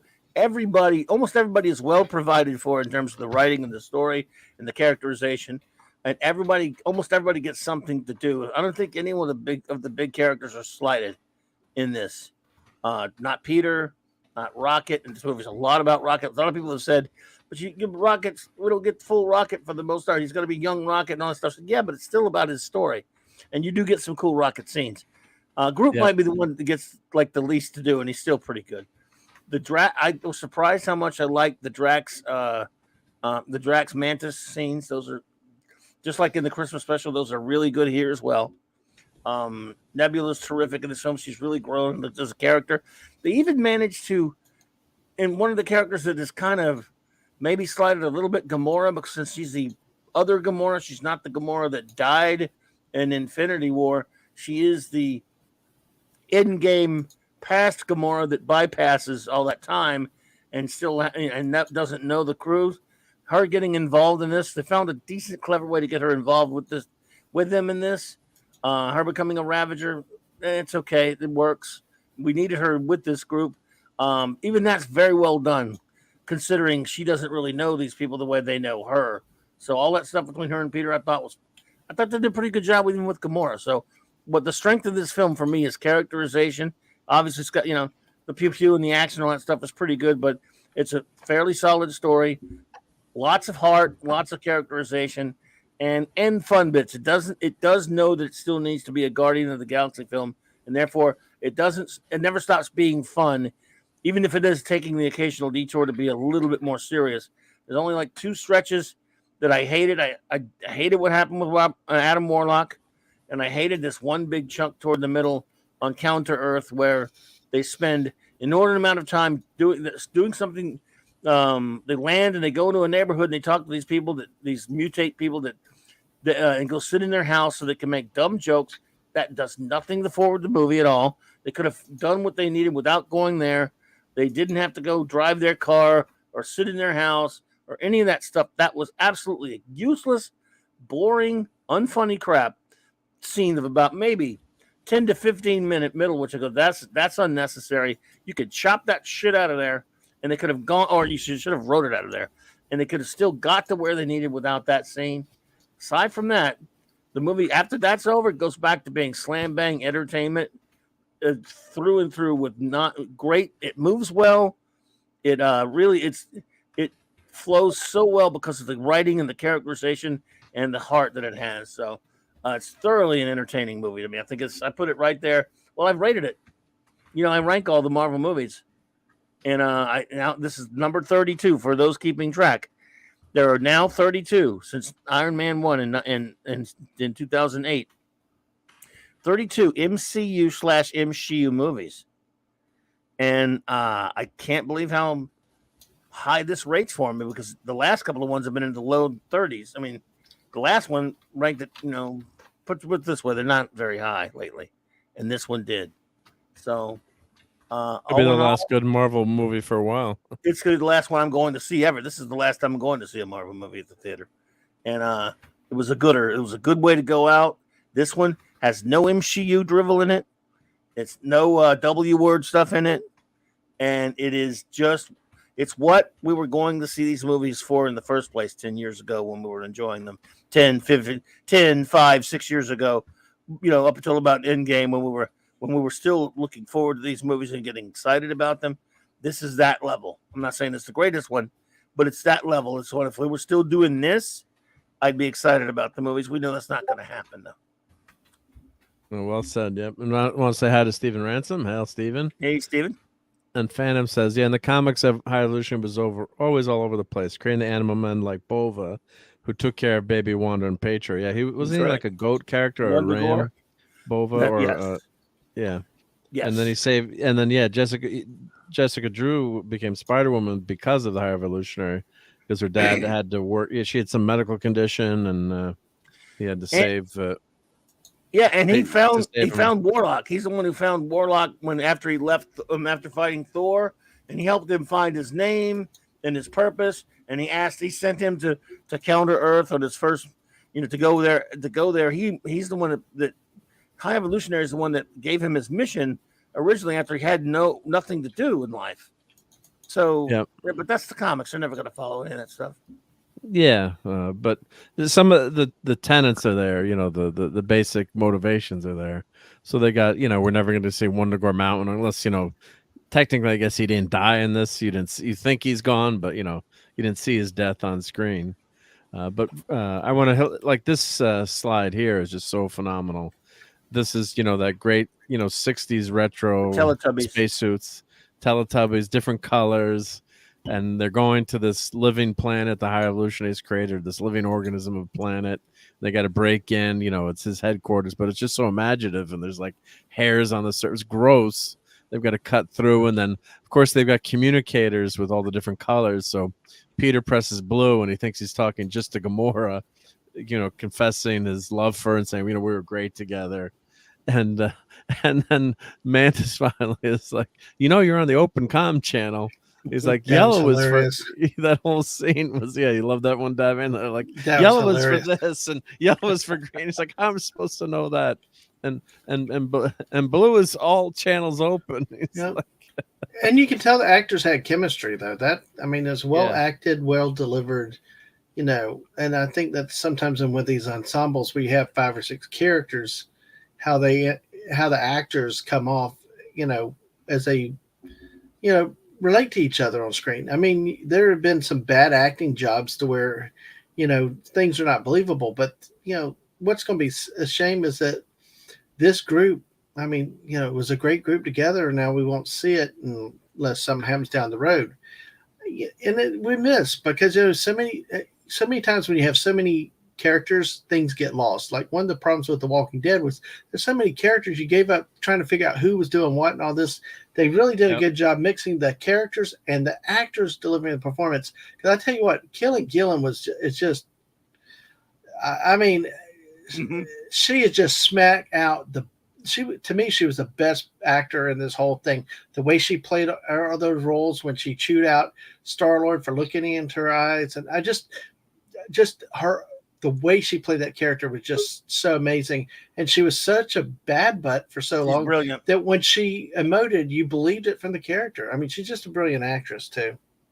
And I told her, I'm like, oh, Maureen, you remember that's Karen Gillan. That's the girl from Doctor Who, the companion, the redhead. Yeah. What? That was her? Yeah, exactly. You can't make the connection. She's seen Doctor Who? Oh yeah, she watched all the 2015, the Tenet. She watched Tenet and Matt Smith with me. Those series, most of them. She was cuter than Doctor Who. But then after that, and my daughter was watching it with me too for a long time, and then it got bad. But for a while we were watching. The first one we watched was the Angel Lansbury, the 10 Little Indians, the murder. With the scorpion or the big bee. Oh God, what was the name of that Doctor Who episode? I'm trying to forget it now. Who wrote 10 Little Indians, the murder mystery? That was the famous Agatha Christie. Agatha Christie. This is Agatha Gordon Christie. Express episode. The Hornet and the Wasp, or the Hornet and that was Tenet episode. The Agatha Christie one. Yeah. Yeah, I think that was the first one that they watched with me. Like, oh, this is really good. I'm like, oh wow, something we can watch together. That's the genre. But but she had no idea that was Amy Pond. Yeah. But look at the CGI. I'm assuming this is CGI. I mean, look at that expression, and that's just so well done with the eyes. So there, there's some great CGI artists out there, and just those character designs were fantastic.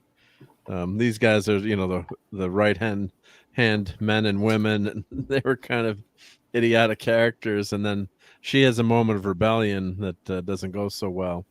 But they had some interesting. So all the characters had interesting moments. Of course, Rocket has some kick-ass moments. I like I love the Guardians of the Galaxy uniforms that they're wearing. And when they said the X-Men would never have uniforms. Yeah, because they're so much better. Yeah, and Rockets, realize what a genius, and of course, Drax the Destroyer has some fantastic scenes. Like you said, Clobber times, every character gets their moment and gets some development. And you think I'm stupid? Yes, but as Mantis is, they're talking about him like he's not there. But then he can understand the children. He can translate a language, and his powers are way amped up, which they should have been all along. He's a much stronger character in this one, and this holiday special kind of showed that too. And they threw where he was throwing cars and stuff. I'm like, wow, finally they got Drax kicking ass. And of course we got the Floor, which is the bunny. Yeah, very disturbing. Yeah. SOB. And Groot has some great scenes, and it's thank you, Brian. Yeah, the Unicorn and the Wasp. I know the chat always bails me out. Yeah. The High Evolutionary is the perfect replacement head for RoboCop meme. That's for sure. Yeah. Now Groot, this is something we could talk about. This is a spoiler, but at the end, he always says, "I am Groot," and what was really interesting. Gamora is getting mad at him throughout the movie, like, I am Groot. What Groot? She what doesn't understand him, Yeah, what's this garbage? What's this crap you're telling me? It's just and then in the end, the last line, spoiler warning to go away for 10 seconds, but Vin Diesel you can hear it's Vin Diesel in this too. You can recognize his voices. I really love you guys. But to me, I still think he said, I am Groot. And it's just you understanding the I am Groot and translating that like all the other characters do. That's my interpretation. I don't know what you guys think of that. I didn't even think of it like that from that angle. I was thinking it from he finally spoke it in but no, that would be a brilliant way of doing that. Right? Because you're always interpreting. All the characters are like R2D2, like they're saying the line and Gamora's like, how did you get that from that? Right. And in the end, it just clicks. Mm-hmm. It clicks with the audience after 3 movies. We can understand Groot finally. Yeah, that's my crazy fan theory. I don't know. That's not a bad fan theory. It's actually kind of a cool one because, I just wrote it off as, well, they finally had him changing his what he said, but with the characters not reacting any differently than they normally did, it leads credence to your theory, Yeah, Mark, you might be right. I was thinking it was just a Clarabelle moment, If you guys don't know Clarabelle is, like Clarabelle's, the last episode of the show she was on, who was, he was on, Clarabelle got to, say bye everybody kind of thing. So I just figured that's what it was, but that actually makes a lot more sense and sounds a lot cooler. Oh, and Stephen Ransom agrees with me. Yep. There's enough mentalism in modern sci-fi. Perfect. Yeah. So I thought that was my fun take on how that worked in the end. And Cosmo steals the show. Very small part for Cosmo, but great character scenes for Cosmo. Would the missus like Cosmo, Dad Man? She not? I don't know specifically if Cosmo jumped out at her, but I know she liked the movie. I know she emoted with everybody, where it was. But Cosmo was kind of funny. I think it got her too when I'm trying to not spoil too much, but when it went from bad to good, the comments and you couldn't help but like that and react to it too, because poor dog kept trying and driving everybody crazy because of one comment. Yeah, a bad dog. Yep. Absolutely. Yeah. So no, I got to say my missus really liked it, and her friend. So went with another couple, and they really enjoyed it. So that was that was good to see. But yeah, Cosmo, and of course the Russian voice. There's something cute about her voice too. So that get you. Another thing I want to mention too, Bradley Cooper's Rocket.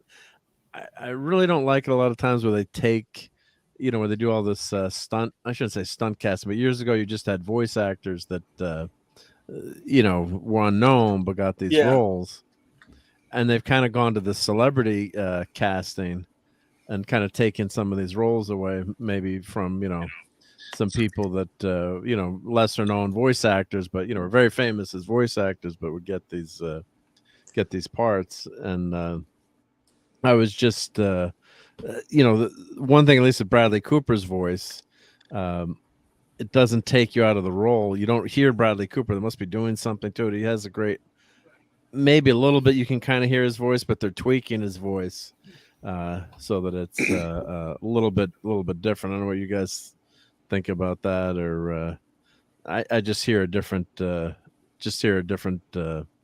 different voice there when which is good, because it doesn't distract you too much. Yeah, no, I hear you. Yeah, Absolutely. No, I know what you're saying. So let's see here. We got so that's Kraglin. And then, here's one of the genetically engineered kids that are going to go on the planet, and then, of course, he's going to wipe them all out to start again. But yeah, each character, and then a lot of times you thought the characters were going to die too. I thought too they had some scenes where you're like, oh, this one, Gamora might buy it, or Quill is stuck in space, and he like, is he going to use the Force like Princess Leia to get out of that? Force fly across them. Yeah, I was really surprised. I thought for sure they were going to kill at least one person off. I really did. Like, there were rumors. He manipulated the trailers to make you think that too. Yeah, well, there was also rumors that I heard Drax. I kept, and then with the trailers that kept coming out, you wondered if Drax was killed, because that's one that I heard early on, and I sort of, in the end, started wondering if maybe it was that way where somebody was going to get killed, but then as a test audience and focus group, they realized they had to change it, because everything I was hearing. Well, because Drax gets shot. Yeah. You see Peter being carried there. You realize it's when you watch it, it's early in the movie. So, I mean, they may have actually written. I was telling that to the missus. I think they very well could have had the intention of killing off at least one of the characters, but then when they do their test markets and stuff like that, realized, hey, the audience ain't gonna like this. I mean, it's bad enough that the audience had to deal with the trauma of Rocket. Could you imagine the trauma of dealing with the loss of one of the characters on top of that? I don't know, Dad, man. They killed off the most popular guy in the universe. Just, I mean, I'll be honest with you. I kind of hope you're right. I don't know if they really care that much about test audiences and what people think. I think they've proven a long time ago these movies don't have to be good. They just have to be successful. They just have to make money. And they're not really doing that great right about now, to be honest with you. But I don't know if they care that much. But I think you had James Gunn in charge of this one, so he's writer. He's credited as writer, as director. So I think that maybe they told him, hey, we want you to kill someone off. He said, no, I'm not doing it. I had no idea, but without Captain America, without Iron Man. This is probably going to be one of the last hurrahs. Maybe Spider-Man will have a good movie with Spider-Man, but what are the Avengers going to look like down the road? And the funny thing was, like, the Marvels trailer was first, and the missus turned to me and she said, "Are those real characters?" She was like laughing, and I'm like, "Yes, those are characters in the comics now." Of course, Photon is a decent character, Monica Rambeau, but it's just the state of the comics now, and Ms. Marvel and God, she's just such an unpopular actress in the MCU. I mean, just I'd like to maybe blame it on some of the writing, but there's no joy to that character. I think I did actually watch the Miss Marvel TV series, and at least that actress, you could tell she loved that part. And there was some couple of cute scenes in it. It's harmless. To me, it's harmless stuff. It's not, not anything good. But I thought that at least she was really into the role, unlike Brie Larson. I spoiled it for Lisa. Just kidding. Her saying that it was Bradley Cooper. Yeah, but you can't really tell that it's Bradley Cooper, right? So I thought as Rocket. Can you tell it's Bradley Cooper as Rocket? I have no idea who Bradley. I have no idea who Bradley Cooper is. I've never really seen him in that much, so it never really fazed me one way or the other. What is that dress on the right, though? Well, I'm not a fashion person, but on the left, they lost a leg. She's on wonderful. Her. I know about the left. That's never cover any of her legs up. The one on the right is the one that's like. Well, it's a Christmas present. It's partially unwrapped. Okay, got that. All right, I'll accept that one. Yeah, and that's James Gunn and his wife from Peacemaker. She's guaranteed a role for life. Yeah, Gunn does not mind using nepotism. Brothers, wives, everybody gets a job. Well, heck, hey, if I'm doing a TV series, I knock my wife out of the series. That's gonna be pretty bad. Yeah. So is that Karen? Oh yeah. Wow. Those boots that gives her some long legs there, I guess. Yeah. who is that? Michael Rooker. Yep, his character unfortunately has been he only gets killed off, but he gets flashback scene. He gets a nice Obi-Wan Kenobi moment. Yeah. Yep. I don't know who that character was. Wait, go back. Who? This girl. I don't know what character did she play. Was she one of the henchmen or? I can't see her. Oh, that's Palm. Oh, that's Mantis. Palm. Then. Oh, that's Mantis's voice, or is that? Oh, that is Mantis. Yeah. Oh, that is Mantis. God, with the makeup and everything. Yeah, I didn't recognize her. Yeah. She means she's not CGI. She's a real person. Yeah. Nothing like the comic book Mantis, but you know. Yeah. So I'm missing some of the chat here. Yep. So Brian says he's Leia Papa's y'all. Yep. I'm Leia Papa, y'all. I'm cool. I think tease death in the trails would also continue to tease you with it throughout the movie. So many near deaths. Always kept you wondering. Yeah, 100% misses. Yeah, that's perfect. Yep. Yeah, you can't tell it's Rocket yet. Bautista was saying GOTG3 would be his last turn as Drax because the makeup process. So it took hours every day to get in and longer to get out. Basically, he needed to steam it off him. Yeah, so I can see where that's why sometimes his character was shirtless too. So a lot of times, keep the uniform on, or it's like Ben Grimm when they put him in that uniform or the coveralls. Much easier for the artist. Yeah. Yeah, he's the only one of that cast that I find to be unlikable in real life. Oh yeah. Is he unlikable? Oof. He's a scumbag. Yeah.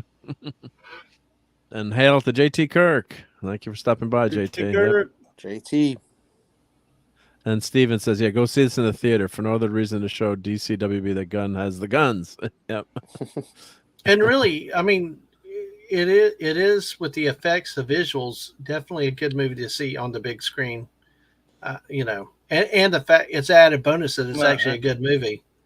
So yeah, indeed.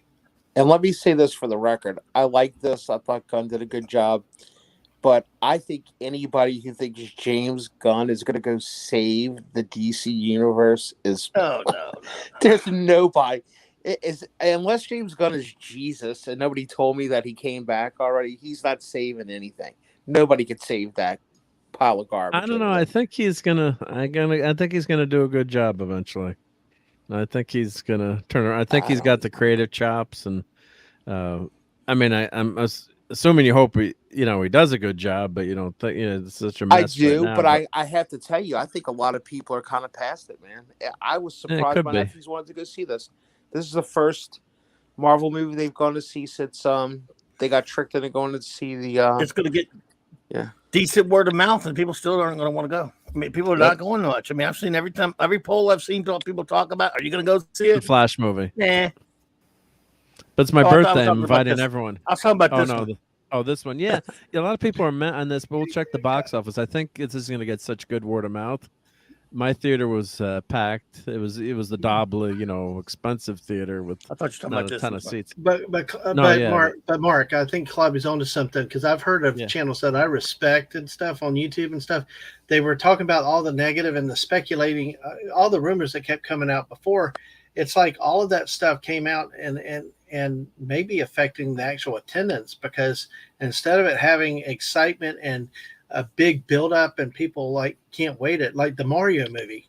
There was a huge excitement for it. This one's kind of fell off flat, maybe because of a lot of the teasing and a lot of the speculation before the movie, and that did not necessarily come to fruition when we actually watched the movie. But the damage has been done. It's like, I mean, if people are not going to come on the first weekend for a franchise, then they're not going to come, or they'll wait for DVD and all. Damn answer. And I got to tell you guys something, and this might surprise some people out there.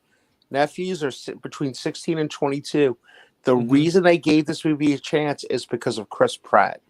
He is the closest thing to a movie star that's out there right now. With the exception of maybe like a Tom Cruise or something. But they like him, and they were all pumped. Yeah, they went and saw Mario a couple weeks ago, and they're all pumped on Pratt. And that's the only thing that made them like, oh, we got to go see this kind of thing. Because I'm telling you, if he wasn't in it, if this was Guardians 4, they wouldn't be going. Plain and simple. Oh, and this not opening weekend. This is Bradley Cooper, by the way, if you were wondering who Bradley Cooper was. So, it's the guy from The Hangover. Yeah, The Hangover and Star is Born with Lady Gaga, You'd have aka to tell me that the one, new, Mark. yeah. Lady Gaga movie. Michael Rosenbaum. What did he do? What was he in? Did he do a voice in this? Yes, he did. Lex Luthor. Whose voice did he do? I don't remember. Anyone remember? Flash. I don't know. Someone told me and I forgot, but I know he's very honest answer. Was he one of the creatures? What is he? One of the buddies of Rocket? He could have been. I love Michael Rosenbaum. He was great as Luthor. Sure, but I think he did a voice. And he's got a great podcast YouTube channel too. So a lot of great interviews. Yep. Where he talks about not joining cults. Yeah. Nathan Fillion was had a great role too. God. He was great. He was so good in this. Yeah. Yeah. So he did bulk up for this role. Yeah. For Adam Warlock. Yeah. Chris Pratt. Yeah. That's James Gunn's brother. Sean Gunn. Yep. Yeah. Sean Gunn. Also, he is also Rocket, by the way. Oh, he does. Yeah, he does the stand-in for Rocket. Yeah, he wears the stand-in for Rocket. Yeah, the suit. Yep. And this must be Cosmo, I think. Yeah, the voice of Cosmo. Yep. I did not call her dog. Yeah, the lady. Okay, yeah. So she's a dog. She's a dog. Yeah. She's a very good dog, not a bad dog. Yeah. Oh, that is Mantis. Now I see with the makeup and the When I saw her on the street, I wouldn't recognize her. Trying to go. Hopefully, they'll have some more. That guy really did make a good bad guy. Yeah, he was good. Yeah. Yeah. Let's see. I can go back to this and skip to see where. IMDb is nice because they have a ton of. There we go. Back to some character images. Yep. But what's nice too is it's so innovative and in terms of the sets and the designs and it is sci-fi. I mean, it's not hard sci-fi, but it's sci-fi setting. This is kind of like a Doctor Who setting in some ways. I thought this planet they were on. Let's see if they show a picture of Nathan Fillion where they had to break into this place. So that's after when Drax got shot. You thought maybe Drax was dead in this. And there were rumors. There were rumors. I know I'd heard rumors about him specifically, and that's why I think they probably went in that direction, but changed it for some reason. So, well, he made it quite clear this was it for him. So that's kind of why I was thinking, like, okay, he'd be easy to kill off. Yeah, and I know a lot of people had a problem with the darkness of the tone already because of Rocket's backstory, but I kept hearing stuff about it being so dark, and I was like, I kept waiting for everybody to die at that point, but glad they didn't. I thought in the end they did a good job bringing it back and explaining why, there's no more, but I tell you what, I think this is just a brief hiatus. I think for sure they'll definitely bring them back in the future. Probably it's too popular. Yeah. Too popular not to. But everyone, there's a real darkness to it, but there's a light to it, and there's a character arc for everyone, and not everyone, is perfect too. So, this is of course a great throwback to the first movie with the gun and they're spinning around, and Groot has some great, effects, with how he can transform, and he goes into like kaiju mode. He becomes massive. Of course, that's Rocket being experimented on. And Gamora, great scenes with Gamora. She did a nice job in that. And the best thing is too, they don't end up together, which I love. That she kind of. Yeah, go ahead, Pat. I was going to say that I thought that would have really cheapened the other stuff. I thought that was pretty brave not doing that. It made a lot of sense because you know what, in real life, that's how that would work. In real life, if something like that happened, that would be a different person. You know what I mean? You'd be like, my Gamora's dead, and it's true. Even though she was the same, she was different. And that's not there. That history's not there. So I liked and hated the ending. I hated because it really does feel very final, but I thought they did some brave things with it at the end. You know, I really did. I thought that was pretty cool. You know, it was a very like the end of MASH. You know, everybody took their sign and went, you know, their separate ways, and yeah. Yeah, again, these ships are great. These designs, yeah, and I was waiting like a typical movie would have had. Oh, that's Peter screaming when Rocket. You know, he thinks Rocket is gone, and that kind of brings Gamora over to his side a little bit more. You know, Gamora is the outlier, and she's not really gonna help anyone, or she's just there. Yeah, she's just there for the reward for the princess, right? You know, basic in so many words. I like how Pete's referring to Rocket as his best friend. Yeah, and Drax always says second best, and Drax always said second best, second best.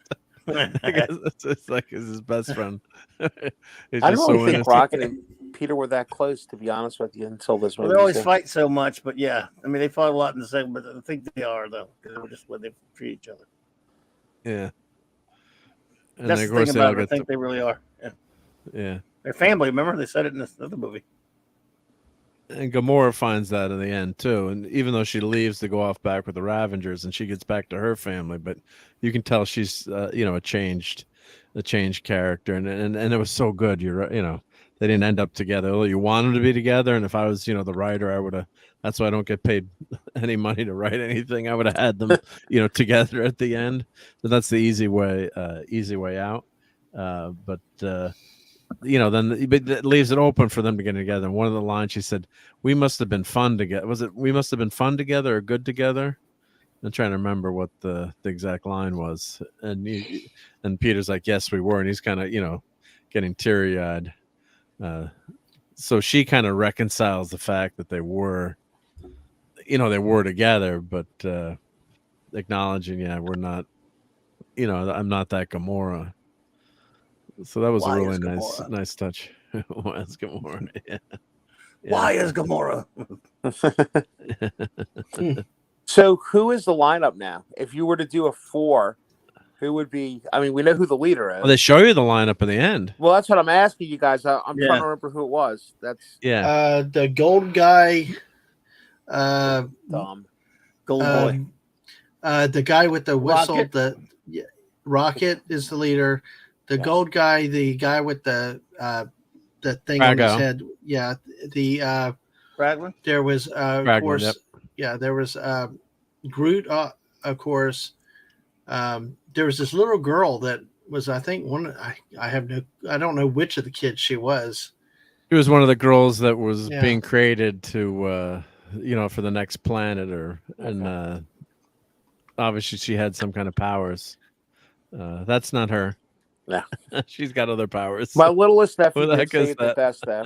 He said the only two people I wanted to make sure were still together at the end were Groot and Rocket.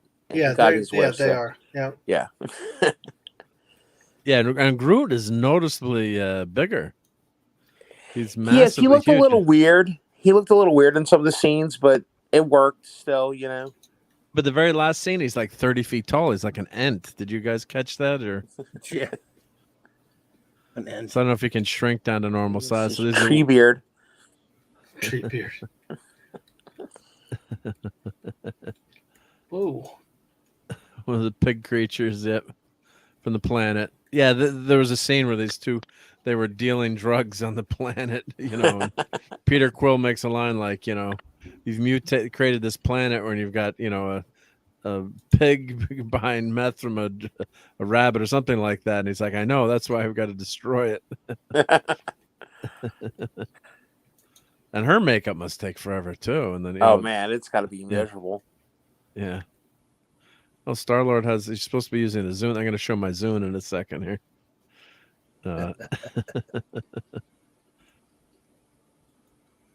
But yeah, so it ends on a good, a nice, satisfying note. Stay to the very end. Stay to the, end. There's a nice scene with Peter, and another thing too. Gamora it was Mantis. He says you didn't, we're spoiler here. It said you haven't been back to see your grandfather. She's like, well, I don't like him. He's shooed me off, and that's when he gets abducted. Weird. But he hasn't been back, right? No. But Mantis kind of convinced him. Well, maybe he was just in the moment. He was trying to protect you, which is true. You know, right? Well, yeah, it was true. Yeah, and let me throw this out too. AMC people, workers of AMC, I realize you want to go home. I know it's Sunday. I know we're probably the last showing, but you guys have got to chill out with the cleaning up when the movie just ends. I mean, you know we're going to stay and watch the end scenes. Can you not stand in front of me while you sweep popcorn? I didn't even make a mess. Oh, wow. Our people actually have been patient, so... Oh, dude, it's my own fault. We should have went to Britannia. We should have went to the locally owned chain, but no, we got to go to the corporate one because it's closer. And everybody wants to get the special popcorn bucket, right? So it's like, where'd you guys go to the Hurricane or? We went to the AMC West Bank lobby because that's where we were the closest to. But we should go to. We usually go to. But see, we got the kid with us. We got the 16 and now the 18-year-old's old enough to go. But Canal Place after 6 o'clock, you can't go unless you're 18 or older. Doesn't matter if it's a G movie or not. Is that still is that pretty good now? They go to the Canal Place park. Oh yeah, pain in the ass, dude. Well, no, because let me tell you why it's great. The shops are closed, so you could just park right in there. If you get a movie ticket, you don't have to pay for parking, and it's the old Canal Place, dude. Is what it is. I like Canal Place. It's been forever. Yeah, and they really redid it. They have, you press the button and they bring you more popcorn and stuff. It's pretty cool. Oh wow, really? That's nice. Yeah. Okay. I didn't notice a fake Marvel boy in there. Did you see a fake Marvel boy in the movie? Clobbering Times? Quasar, aka Marvel Boy. Is there a faux Quasar also? No. I didn't notice that. Yeah. Just wonder if I missed that because we do get the original Guardians of the Galaxy. We get Vance Astro and was there Vance though? Because there was Starhawk. That was, or was it Starhawk? I'm not sure. I know in that last movie they had a shot of a whole bunch of them, but I don't remember. Vance could be there. I'm not saying he wasn't. Only seen the movie this once, but we did have Stallone and Starhawk again. Yeah. For a minute, and they showed Martin X. Vance wasn't, is it? Yeah. I don't know if was Ving Rhames with this one, like he was in the second one, as Charlie 27. I didn't see him. No, I don't remember. No, not at all. Yeah, but I don't remember seeing Vance in that first one, so I don't know if Vance. I would wish it would be Vance would. That's what I talk about when I talk about Guardians. Vance Astro is my favorite. He's never even been in any of these movies. What about Judge Martin X? Martin X. He did. That was definitely Martin X. I thought with the crystal dude, right? Yeah. Yeah. So at least they had some of them there. Stallone is kind of a waste in terms of his cast. I mean, I don't mind him. Yeah, it's cool enough, but it's not going to be that's a lot of money to spend for a character like that. He probably didn't get that. Well, I'm guessing he didn't get that much. He was also in The Suicide Squad, but he didn't only have to do a voice in that one. Yeah. Mm-hmm. I don't know. It just, it seems like like to know the numbers. So. No, I agree. Yeah. So let's check the box office numbers here. Maddie's daddy has to run. No, Maddie's that. Yep. Sorry, Maddie.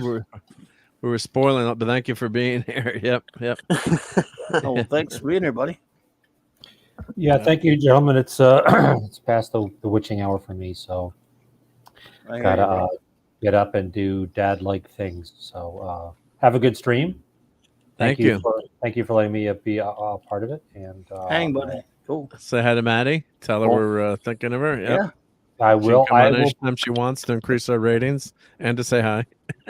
Well, tonight was supposed to be my night with her, but we made a switch. So, but next week I will be here, but I probably won't be here during the week because, as wonderful as she is, she's a handful. So I understand. Yeah. Oh, shoot, Steve. Monday night won't be the same without you, buddy. Well, thank you. Maybe when she gets a little older. But yeah, she. What usually happens is I try to get her to fall asleep, and then at some point she wakes me up and says, "Daddy, I want this or I want that." So I'm like, "Oh, did I fall asleep?" So anyway, have a great show. Well, thank you, Steve. All right, brother. Have a great week. No problem, Steve. Have a good one, man. Good night, everybody. Be good, buddy. Time with your girl, buddy. Yep. Take care, Steve. Thank you, gentlemen.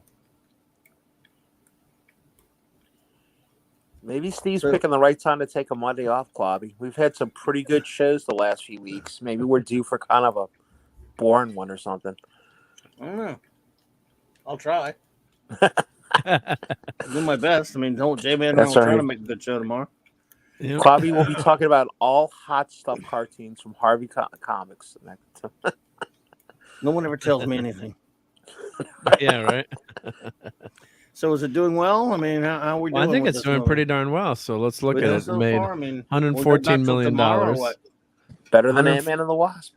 $114 million. International international or domestic? So 282 total. So international is doing pretty darn well too. Good. So that's domestic 114. That's good, right? Yeah, I think that's pretty good. Yeah, no, I think the word of mouth. So let's see if they do. What about all these channels they're talking about? It's in trouble. Yeah. It's gonna bomb. So because I've been hearing that 110 million is supposedly not a good number. Let's be fair. The Thursday night numbers were right on par with Ant-Man and the Wasp. So a lot of people were saying it might not live up to expectations. And it's a weird thing, right? Because there's obviously a lot about Disney and what they're doing with Marvel that we don't like. So it's a weird thing. Like, I kind of almost felt guilty about liking this movie because I know ultimately they do bad stuff with the stuff we love. So you're kind of like, But, there again, too, I get so little joy from movies nowadays. So anytime I get something I like, I'm kind of like, okay, it's cool. Nice to be able to enjoy something, for God's sake. Yeah, it is. It is. I hate being like that, dude. I do. I hate being that guy. Oh, it's Disney. I'm going to hate it. Though I will say, for the record, Disney, pure evil. No doubt about it. I can still hate Disney and still like them, like a movie. I mean, Yeah. Because I do hate them. Let's see if I do daily. Is this daily? Let's see. Where do I find this? Domestic daily. But May 7th. But that's all. Oh, Guardians of the Galaxy. Okay, so it made $27 million. Okay. Today, you mean? For May 7th. I just wasn't sure what this number was here. Yeah, so today. Okay, so Sunday, 27 million. Yeah, because Sunday is always a down number. That's pretty good. 38 million on Saturday and 48 million on Friday night. So to compare that to Ant-Man and Wasp.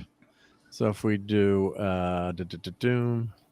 we need Valiant Renegade, dude. It was 106, $106 million domestic opening. But of course, the thing to note is that you're going to get that big boom where everyone's going to go see the movie. So although these numbers are equivalent, this movie's getting great reviews and word of mouth. So the drop, I'll pretend to be Valiant here, although I'm nowhere near as good as him. You're going to see a much less of a drop week 2 in this movie. And worldwide, Quantumania made $475 million.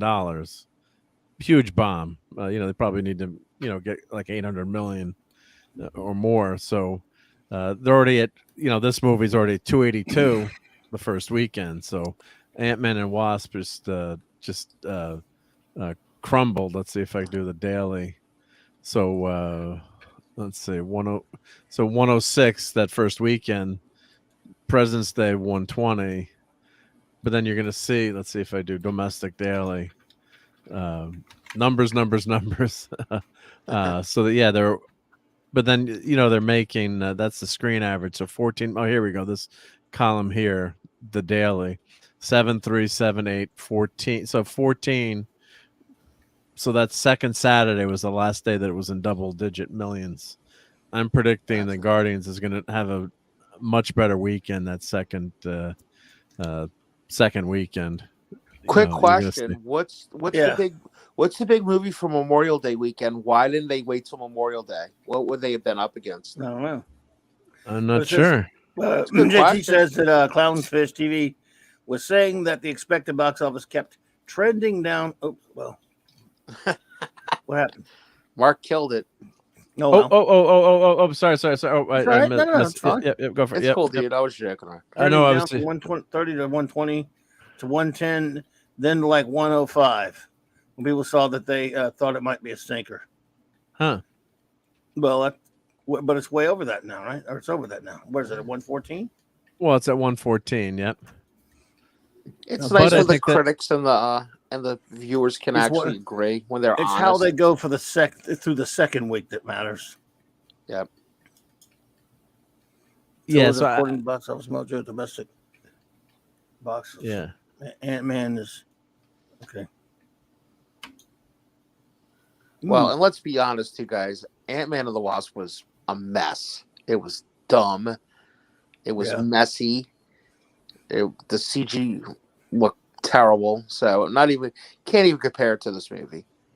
You know? Yeah, that's why like that scene on the other planet was just so cool. Or where and they got those colorful spacesuits and they're bouncing around. Yeah. And it was just so imaginative. You're like, oh, this is fun. This is cool here. Yeah. And by the way, Mark, weren't you disappointed? Like, where was all the woke stuff? These guys, whoever's in charge of woke on this, really missed out. They were asleep. Glenn hasn't done that kind of crap though. Yeah. Yeah. I know what you're saying. I know what you're saying, but he really hasn't done that kind of crap much that I can recall in any, especially in his Guardians movies. You kind of hope with what happened with Mario earlier last month and earlier this month, and if this is a big success, God, you kind of hope, don't you, that somebody somewhere that has a little bit of power takes notice and, Good night, Lisa. Yep. Thank you for being here. Have a great week. Good night, Lisa. Have a great one. Thank you for that. So nice of you to say. Yep. Thank you. Yep. Good night. Yeah, we're not gonna go for too much longer tonight, too. But yeah, we got a lot going on. But I'm sorry. Was my point lost, guys? Because no. Sorry. But I really do hope beyond hope that maybe somebody picks that up and goes, you know what? Let's just do this. Maybe we could just leave this out of one movie. Maybe every other movie we could do. Make it super woke and stuff. Because look, let's be real honest, guys. The Marvels they're not going to make any money. It's not. No, it's still the movie is still singular. So these real characters, to quote the wife. My much better half, yeah. Yeah, no, it's so look, Guardians is already the number 7 movie. Of course, you get that big, huge boost.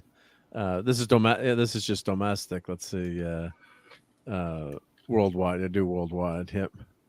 But Mario is $1.2 billion, like you said, and I haven't seen that, but I guess there's no over. And I heard that. People are mad that didn't have messaging too on the other side. There was a princess that had to be rescued. Yeah, it was a traditional movie. It was. I mean, look. Oh, Mario, you mean? Okay. For a video game movie, it was a really good movie because I grew up playing Mario. I love Nintendo stuff, and it was a real present to the fans, and Yeah. So why change it? So like Little Mermaid, the more I read about it, aside from the swapping, and I don't want to get into that here, but just how they're changing the story. So they're saying they had to change the lyrics, kiss the girl, because quote unquote that would be, Ariel, that kiss had to have consent, and this ridiculous stuff. Of course, when people have a crush on each other, that first time you go to kiss another person, you're looking for those body the signals or the body language, or you don't. May I kiss you for the first time? I just pull out a written contract, Mark, and have them sign it. Contract? Yes, I do. Which is really odd because it's like, what, the $200 I just paid you, lady, isn't consent enough? But I guess not. Yeah, let your mind wander on that one, gang. Yep. TMI, but so they're changing. I guess I was reading some articles. They're changing the, so Ariel is really not going there to find the prince or get married. She's going to get her own agency, to give herself agency and to find her way in the world. And it's okay if she saw the prince and she wanted to meet the prince, the first movie, and then they're changing a lot of lyrics. And the one scene I heard they were changing, when Eric kills Ursula at the end. He goes on. He's thrown off the boat, and he gets the he impales her with the the front of the boat. They're changing it so it's Ariel that does that now. And of course, when Eric does that, so when Eric does that, that's the whole reason Trident Triton, believes in him and says, he risked his life to save my daughter.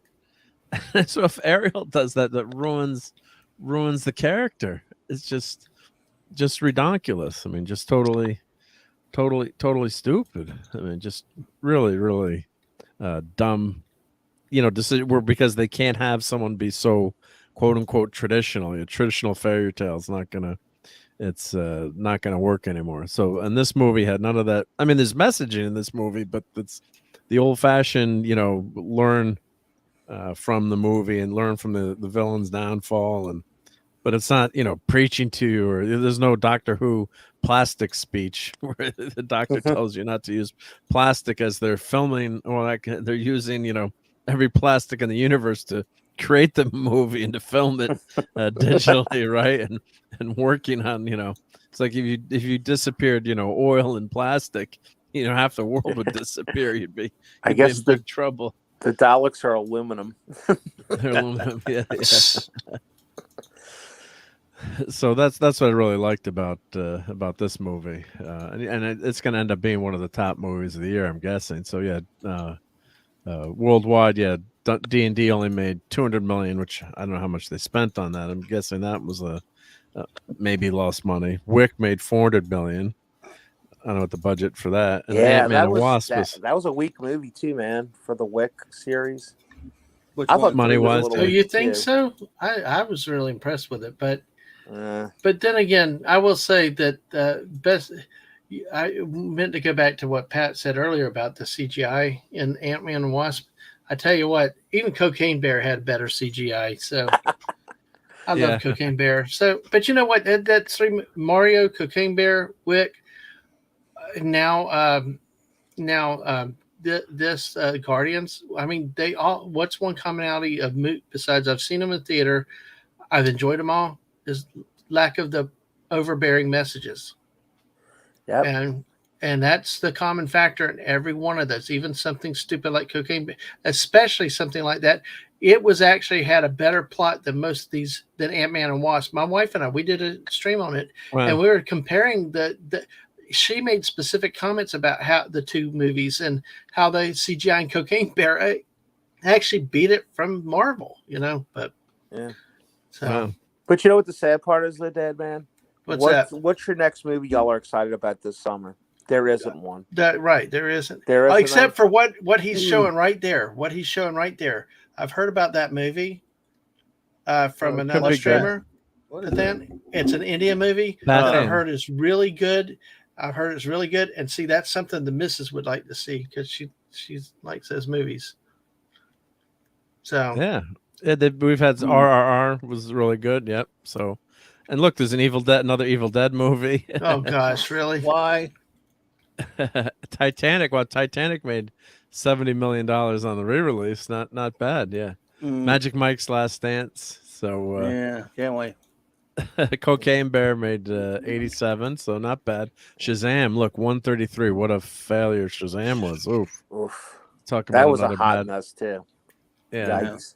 That was a bad movie. Yeah, I mean, I like like the cast, but Chuck did a great job. But yeah, just it's by rote, and then we're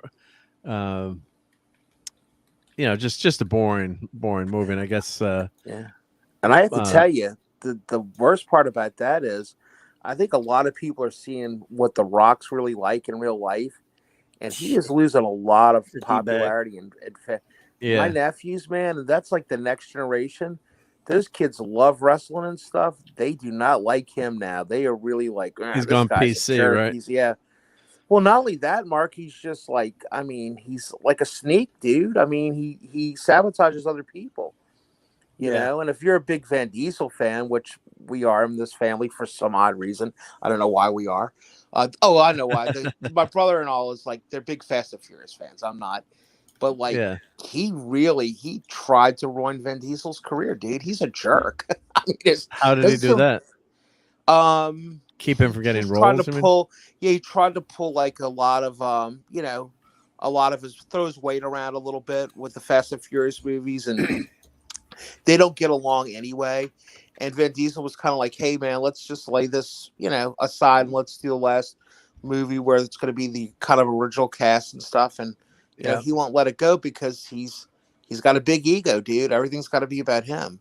And it's he was the biggest unappealing. movie star for a while, I think. So Yeah. he was great in Baywatch. Just kidding. Oh God, that movie! Oh my gosh! Oh, that one Baywatch. scene in the morgue. We didn't realize what we were walking into, and Aang was there for that one. Oh my God! Oh God! Oh, hello. Ooh, cool vinyl. The best line in that whole movie, it was actually in the trailer, and they cut it out. And the guy that's supposed to be playing, one of the lifeguards is looking at, I can't remember if it was the Hoff character or whatever, but the guy the guy that was an Olympian swimmer, whatever the heck his name is, and he's looking at one of the girls, and she's like, it's like, are you looking at my boobs? He's like, no, and he's looking down. It's like my eyes are, and they're going back and forth, and he's like, I'm butchering the line, but it's like basically I can't resist or something. He was actually honest with her, but it was in the trailer. They put from the Baywatch movie. There's a scene where he can't stop looking at the other girl's chest, and he's it's a new movie, like, are you looking at my chest? It's a couple years old. Yeah. They remade Baywatch with The Rock was in it. Oh, that. Worst action figures ever. Watch movie. No, I don't think they were Fast and the Furious movies are so ridiculous. People are like, how did anyone? Thank you, Claudia. Who watches those things, man? I just told you, my brother and my idiot nephews. I know that. No, that was a rhetorical question, dude. I mean, because a lot of people do, but I don't get it. I think really, I'm not joking when I say this. I think it's kids who like cars, man. We got some gearheads in my family. That's probably kind of what it is, Yeah. Yeah, that was 2017. Wow, that was that old. Yeah, Mitch Buchanan. That was a while ago. Yeah, Dwayne and Zac Efron. Yeah, so. By the way, Donnie Pearson. Yeah, those Beavis and Butthead season. I've caught up on that as well. That's great. I love that's one thing's coming out that's really good. Is it true they age Beavis and Butthead up like they're old? No, they have an occasional episode where they'll have a adventures of old Beavis and Butthead, but for the most part. So are you and Donnie telling me I need to watch this? Because I will. I was kind of hesitant. Were you a fan before? Oh, dude, I was a huge fan. I just don't want to get Paramount, though. That's the problem. Did you see that movie they did last year called Beavis and Butthead Do the Universe? Yeah, I love that. I love that. But then the show started right after that. And they're in season 2 now. They drop a new one, drops every Thursday. It's so funny. I mean, it's just he has not missed a beat. He has not lost it at all. One of the things that Mike Judge does, instead of making fun of music videos, he makes fun of YouTube videos. Which is gosh, I like that. It is hilarious. Sometimes they're music videos as well, but man, this show is so good that there was an episode that is detrimental to my health. Like if I watch it, I'm going to have to call an ambulance. Even when I think about it, I laugh so much. I mean, I thought I couldn't breathe, man, for like a half an hour after watching a certain episode. Then even the ones that aren't that funny are still funny enough every week. I'm just crying, laughing, man. It's just so good. I'm glad you're telling me this because there's nothing he's done that I don't like. Like I like King of the Hill a lot. And I don't know if anybody out there ever saw that, but did you ever see the one? What were those shows called? Where he does like the history of like country music, and then it was like soul music and stuff that he did on Showtime. Oh, somebody in the chat helped me. Never saw it. It was all Mike Judd and that type of animation, but it was like real life stories of like the behind the music kind of thing, and it was just so good. And Office Space, I mean, I had that poster up in my room. I mean, that was just a great movie. So I like everything he does. Yeah, and of course, Idiocracy. The guy's great. Yeah. And of course, the original Beavis and Butthead, which when it came on, my world stopped. I didn't care what was going on. We got to address this comment by Donnie Pearson. He says he loves Zac Efron as Troy Bolton in the High School Musical trilogy. All right, Donnie, you got to sing "Breaking Free" for me right now. That's right, Donnie. If you like Zac Efron in the High School Musical trilogy, you need to watch some of Mark's shorts. Where he I do have a short with the High School Musicals. Pat saw that one, because the stupid spinner. Actually, I have it. Yeah. Do I still have the batteries in this? Well, I want to show my stuff. Then we're gonna my get out of here. comment, Mark. Actually, if you got to read it, was Mark, are you trolling us, dude? What are you? Yeah. Why the? Are you messing with me? Well, the Spider-Man spinner that I did got 60,000 views. So then I was in the attic and I found the High School Musical spinner. I'm like, hey, I'm all about the views, right? So if you get 60,000 views for a video, I'm there. So yeah, That's crazy. Hey, yeah. So we got Sean Carter from Mars stopping by. Sean Carter. Sean Carter. I'm We added the from Mars, but I'm curious about something Donnie said. He said he's happy for those who have seen Guardians 3, and he's happy for those who have seen and do love Guardians 3. Nevertheless, does that mean you didn't like it? I'm not sure. Or you did? He didn't like it. Maybe Donnie didn't like it. I don't think it's everything Donnie doesn't like. But it didn't have Power Rangers in it, so no, just kidding, Donnie. I don't know. I mean, I don't know if he's ever disliked anything. I'm just gonna get clarification. Well, yeah. If he didn't like it, it's fine. I won't judge him, to be honest, at all. I'm just saying. We went to a Mexican place after the movie. I'm like, it wasn't that bad. She's like, come on, Mark, it was horrible. It was just nachos and stuff. So who said that? My wife. I'm like, because she's like, you always say everything's place good. Was no good? Yeah, like, and it was no good, and she was teasing me. Yeah. Imagine that Mexican food in Connecticut's not good. What are the chances? We have a huge Mexican population actually where we were. So that's the. So let me get my camera on, and we're gonna show a couple of. We always got to show some bling, and then we'll head on out of here. So I did spend a ridiculous amount of money. He's just waiting to come. I'm sorry, Donnie. I'm just clarification, buddy. I'm just asking. Sorry. Go ahead. Yeah, we're just wondering. Yep. Just curious, buddy. Yep. All good. Yep. So let's make. So here's the ridiculous Rocket Raccoon popcorn holder, which comes with a small bucket of popcorn. So that's the $50 one. Yeah, so I got my. That was a $50, which is ridiculous. I should have never bought it, but I thought I could use my points, and it didn't. It didn't take my points, I guess. So let me show. I'll show this. Let's see if I can play this. So we got some cool. I think I got these in Disney. Ooka chaka, ooka chaka. Where's Groot? Yeah. Groot is a baby in this movie. Tom. So he's small. Yep. Look at the Tom, man. What's up, bro? Tom got the. I did get the. Actually, Tom, I did get the bucket. I said, "Give me the bucket." I'm looking at it. I'm like, "There's not gonna be enough popcorn in there." Of course, ripped off, dude. I did get ripped off by buying that. I agree. Okay, now we're all standing, bunch of idiots.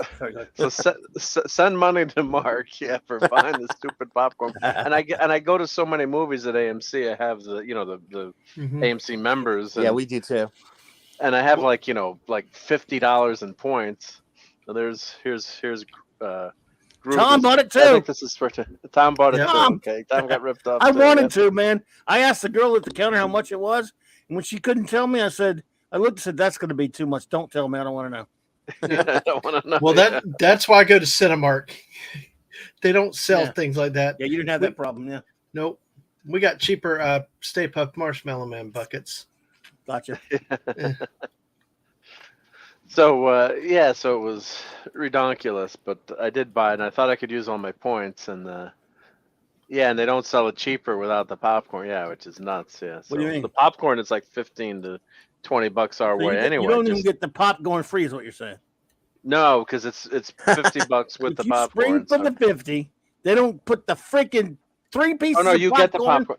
No, you get the popcorn. No, but Tom is saying you can't buy it without the popcorn. You have to. Oh. Yeah. You have to get the popcorn. We did that without the popcorn before, and when we got the Thor thingy, the hammer. Yeah. Weird. What happened? We lost Mark. Everybody. Mark will pop back in. There he is. Are we still here? I'm No, I think we all. Okay. Yeah. Well, I'm gonna show Tom's comment, and then I hit the back button on the browser. Yeah. Try to get it for cheaper without popcorn. Yeah, they won't do that to you. It's the prop that counts. I see what you're saying now. Nah, you tried to get one over on them, did you? Yeah. Yeah, I see, Tom. I paid so much money for this damn thing. I can't afford the electricity, so they cut my electricity. Yeah. Yeah. So unfortunately, $50 is crazy for this thing. So let me show this. But these figures, I think I got at Disneyland when I was there. They're pretty darn cool, and I think it was for Ragnarok, or maybe I bought 2 sets, and they also have Heimdall here. So I think there's a whole set, and there's Thor. Thor's in the other room, and there's Valkyrie, not Valkyrie. But I think there was it was a whole set together. But the Guardians are pretty darn cool. So let's put these guys over here. And these make great cake toppers too, as well. So yes, and Mark's Marvel chessboard. Yeah, I do have a Marvel chessboard, which is cool. It's a PVC one, but it's shocked. Not that. You shocked. Let's put Rocket up here. We lost you, but how are we streaming? Oh, because we have dual control here. Yeah, and even if you leave, I think if you leave the stream, I don't think it kills the stream, right? Did that happen to you a while ago, Mike, when you lost power and then Purple Valkyrie was streaming with you, and then? Well, you guys, I've been dumped out of my own show before, and Raquel was there, or whatever, and it's still hung on there. So that's a pretty big one. You can actually get a little popcorn in there at least. Yeah, but I got it with separately. I got. Yeah, they don't really put the popcorn in it. And the true but the true feat was he got this. His wife let him get it. Well, she didn't. She thought I could use the points. I told her, I said, I can use the points. No, Claudia, when she sees the credit card bill, I'm in trouble. He was like, Maureen, you carry this because it's too heavy. I don't want to spill my Raisinets. $50 on a popcorn bucket? That's pretty cool, though. I almost wish I would have got it. The figure's good. I almost wish I'd have got it. The figure's great. But the $50 man. The ridiculous thing was the you can get it with the separate popcorn bucket, which was good. Yeah, so at least you got the full bucket, and then you do get free refills. Oh, Sean, you can't super chat because I'm not monetized, but there is a link somewhere on top where you could actually send a tip if you want. Not necessary, buddy, but if you're so inclined, there's I think if you scroll up or it's in the description, there's a tip link and it shows up. Yeah. There. And if anybody wants to send Cloudy the popcorn box, we could put his P.O. box in the chat. Yeah. I'll live with that. I got the Doctor Strange one, which is pretty cool. The Thor one, which was I'm still at buyer's remorse. Yeah, I got buyer's remorse on that one. I mean, it's cool and everything, but nah. But no, I shouldn't. The coolest thing I've ever seen like that was the one you guys ever seen? I think Mexican Iron Man did a video on it. The car from Ghostbusters. Yeah, Mark got that one. That thing was awesome. Yeah, I got 2 of those. Yeah, and I sold one on Fleabag. But when your old lady gets that bill, you might be selling this one on eBay too. Yeah, I'm seeing these. What's really expensive is the D20 from Dungeons and Dragons. That's selling for a ton of money on eBay right now. It was crazy. It was totally crazy how much. It's pretty cool, that D20. I have a video of it. I was showing that. And the other thing some of these are going for, it's crazy. I guess it's also the first week that it's out. It's like in a few months, I don't think it's going to be worth as much. And the problem with this one is you can't separate Rocket from the base. So if I show this, like Rocket is welded on here. Like, it would be really cool if this part, and I kind of don't want to drill it out, but he's glued. Like, it'd be cool if he had pegs and you could take them off of this and just put this figure, up on the shelf somewhere without the bucket. Yeah. So, but I don't want to break it. And then let's see what's in the bucket, right? Let's see. Any popcorn in there? No popcorn. But here's a little bit of popcorn in there, though. But you know what's in here? Here's going to put in here. The Zune. What do we got? We got a Zune, right? Zune. So of course Mark has a I'm talking about my third self. Mine is on wonky pegs on the inner side, so I'm not sure. You can take it out. How is yours on the inside? Says Tom. Yeah, there's like pegs. It looks like you could take this whole base off. See that piece? I guess so. But this side, like, it would be cool if they had. Look at the light here. If this was set where you could just pull them off of this base, that would have been really. Mark, do you have a really Sawzall cool. in the shop? Well, I mean, I could cut it off. It's easy for me to do. I got all the gear. That's for sure. It's that's not a problem. It's just then when you do something like that, it's not quote unquote. Is it really worth anything? I guess who cares? I might go glue it back on. I'll just put this on there. But here we go. Here's the Zune. Let's see if it. I had it working before. What Mark's 300 songs are. 30 gigs. So now, of course, me and Mike, if you want to show any chats, because I'm away from the computer. Sure. If you got control. Of course. Gotcha. I've got the original Zune box too, because I save everything. So I got the box for the Zune. Is that like the one they showed in the second movie? In the third movie? No, this is the third movie. So welcome. I was going to do a review of this. They showed that one in the third movie? Yeah, it's in the third movie. So he gives it to him in the second one. Have one. Yeah, gives it to him. Yep. It's that one, right? Yeah. Okay. Yeah. Welcome to the social. I got to do a review on this. So I save everything, which is crazy. Someday. It's a disorder. I could send you some information on it. Disorder, yeah. So they got the Zune gear. Yes, it's the end of 2. It up. Yeah, and I got some accessories. Now, of course, Zune was actually better than the iPod in a lot of ways. Of course, it's obvious clone of the iPod, but it's got some really cool features. So I think it had Wi-Fi before the iPod did. So it you did. Hook up to a network. You could play FM radio on it. Yeah. The other thing you can do, you can actually share. You know this thing they call AirDrop? Yep. Zune had it in 2003, where if you found, the only problem was I never encountered anyone with the Zune. So you could, if you met someone with the Zune, you could share a song. I think they squashed that due to copyright pretty soon. Yeah. Now let's see if I unplug this, maybe it'll go on. Let's see. No. Yeah, I bought mine, Mark, because I'm like, I'm gonna take all my CDs and put it on this one thing. Yep. And of course, Microsoft, in all their infinite wisdom, let's make something that looks like poo and sell it. We're gonna call it a chocolate color, but really, guys, really, you're gonna make this like Beavis and Butthead would buy it, but you're gonna have something that's brown. That's like, I mean. How stupid! This looks like crap. It's like poo-poo. Oh, look, she's booting up. She's booting up. She's coming to life.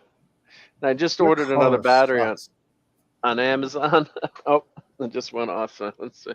Oh, here we go. Look. There you go, man. Yeah. Music. Let's see what's on here. It might not last that long because the battery is totally shot. I'll turn this light down a little bit. So let's see. Oh, I'm Just a Girl, Gwen Stefani. Let's see songs. Wow, this is Mark Starter's Zune, in case anybody's wondering. Yeah, let's see. Well, actually, this is my full confession. I bought this for my daughter, so it's technically Nicole's iPad. Is that why Skater Boy from I said iPad Zone's on there? Yeah, and I just put let's see, playlists. I got to put the Guardians of the Galaxy playlist on here. Songs, genres, but the albums. Here we go. So here's Beatles 1, 1984. Jethro Tull, ABBA. I'm just going through quick. But look, I mean, the interface. Look, and it shows you the A and the B as you scroll fast. I mean, the interface. If you use this today, you'd say this ain't bad. I think it's got the latest interface. Bring Exit it. stage left. There's some Rush for you. There you go. But I mean, the damn interface is good. I say bring look, it back, man. The iPod's dead. The iPod's dead, right? Fleetwood Mac. There we go.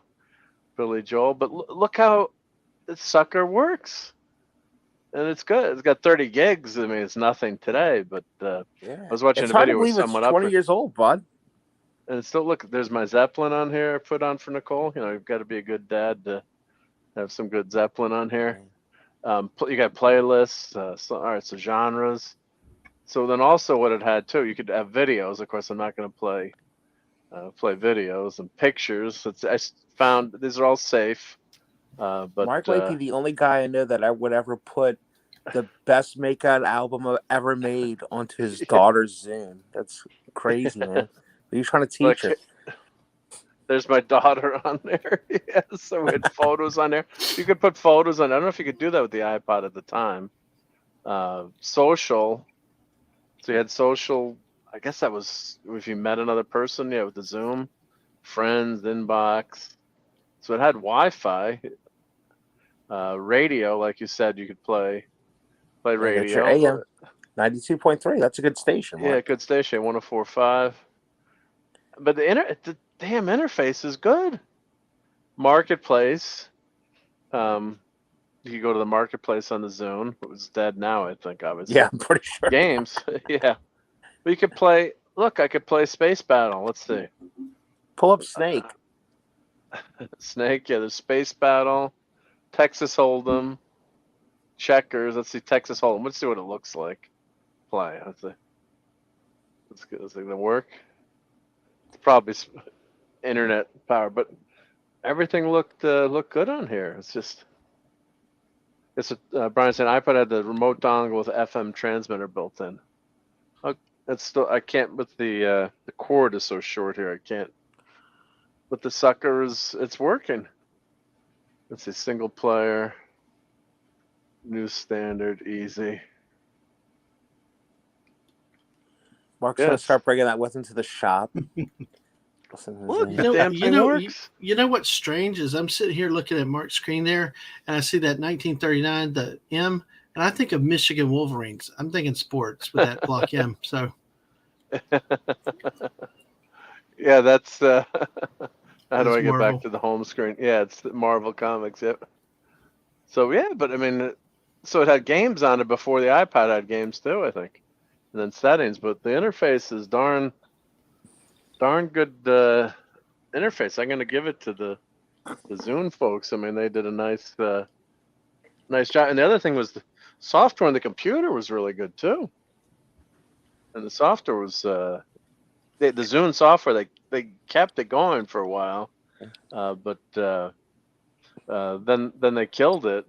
You know, maybe it's been 10 years ago. But I did like using the Zune software. Let's see if I play Rush. And look, it plays the album. You know, of course, iPod had that too, but plays the album art. So I mean, yeah, nothing super duper, but the sucker still works. So I actually have a. Well, as I have a speaker system too. There's a dock that I bought for my daughter. You could had in a room, so you would dock this. But of course, she never wanted to carry this around. The chocolate, the poo one. I don't know what the other color was, but should have got a case. Well, as they came out, more and more came out. There were different colors. Like I said, mine was like a maroon color. Yeah, and then the last one is the Zune HD is considered probably the best. A lot of people say it's the best portable music player ever, better than the iPod. But you know, once the phone came out, I mean, there was no need to have a separate device. But the one thing I really loved was the small little iPod Shuffle. You guys remember that one? Yes.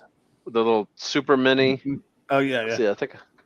Well, there are two versions. There was the Nano, and then there's also the one that was so damn small that you could barely see the thing. Oh, here, this one here. Like this, remember this one? So these are pretty good too. And I looked on these. My kids had I still carry a separate thing for my music. I'm not going to put all my music on my phone. It's too much trouble. Use up all my space. Yeah, so I got a bunch of these, and I found like kids had made videos on there on these. These had little cameras. The iPod Nano, I guess it's a Nano, and they'd made videos. So I downloaded. At one point, I think I hooked it up to computer. Still able to hook it up to the computer with iTunes, and then and download them. I'm trying to find my iPod Mini. The thing is so small. I used to use it at the gym all the time. Back when I used to work out more, but save those though, Mark, because if you ever want to start DJing weddings and stuff, you wanted to carry around big crates of LPs. You could just bring those with you. Just bring. That's what I can do, right?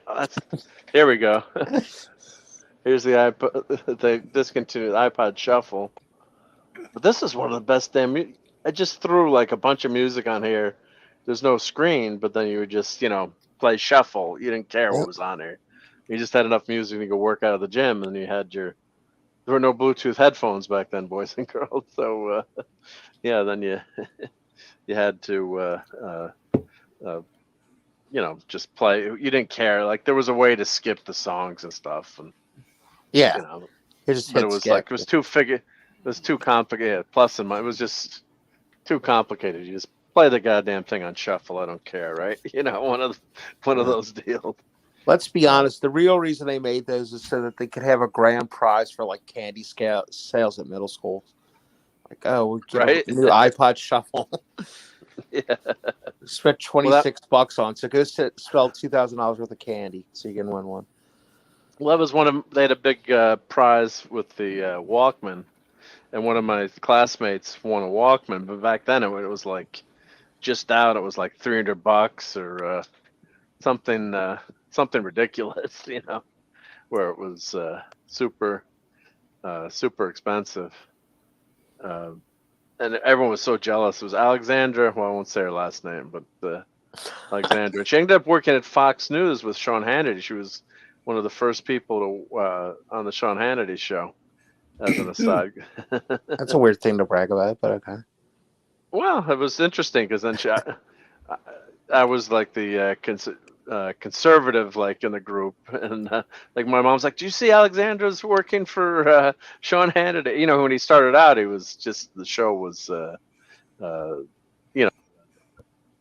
not a big show on TV to start with, so it was kind of fun to see. Yeah, was that when he was with the other guy too? Yeah, it was Hannity and Combs. Yeah. So he was on with Hannity. She was on with Hannity. Yeah. Well, she was just behind the scenes and not on with him, but yeah. So Brian still has his iPods. Yep, with my flip candy, and I wonder how many things they're going to find on these devices someday. I found a lot. I mean, of course, I have all that music backed up, but and I'm sure I have all those photos originally somewhere else. But it was fun to see that stuff, and then my kids stuff on there. So so it was a trip down memory lane with the Zune. So yeah, but good stuff, and yeah, great music player. I mean, it was really good software. So I think there's a Zune. If you just go into YouTube, but I think Zune.net. Oh yeah, let me show this. They had some Guardians of the Galaxy tie-ins because they're not stupid. So let's. Let me share my screen here. Could have a Guardians of the Galaxy edition one. Release it again. Yeah, release it again, right? Yeah. So here's the Microsoft store, or Microsoft site.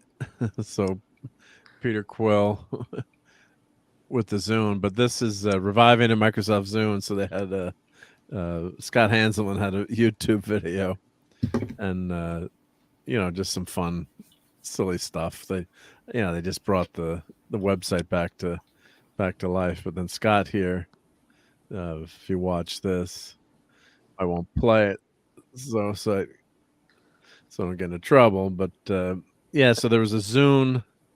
There's another Zune website where you can actually go to and bring this sucker back to life if you need the software. So this one guy here, I got to do a video on the Zune, but he actually converted it to Wi-Fi charging, wireless charging, and he soldered in a Bluetooth. He did some amazing work, electronic work, and he's got Bluetooth. He put Bluetooth headphones in it and a new hard drive. So it's just wild. Yep. Hey, good night, Stephen Ransom. Have a great week. Thank you for being here. Take care. Have a good one. So so there's a website where Zoom, this is for computer nerds like me. There's a Zoom website where you can actually get all the information. If you just go on the internet, you can find it, and how you can recover. It's a user driven site, and they've got all the drivers and everything. So, but it's just fun geek / nerd stuff. So, but I think that's a good note. We're gonna zoom on out of here. There we go. Yeah, you guys got a bunch of new and some old. So yeah, we got food. Sunday night. We got food. We had Raising Cane's. That's right? With some chicken. We got everyone hungry. Yep.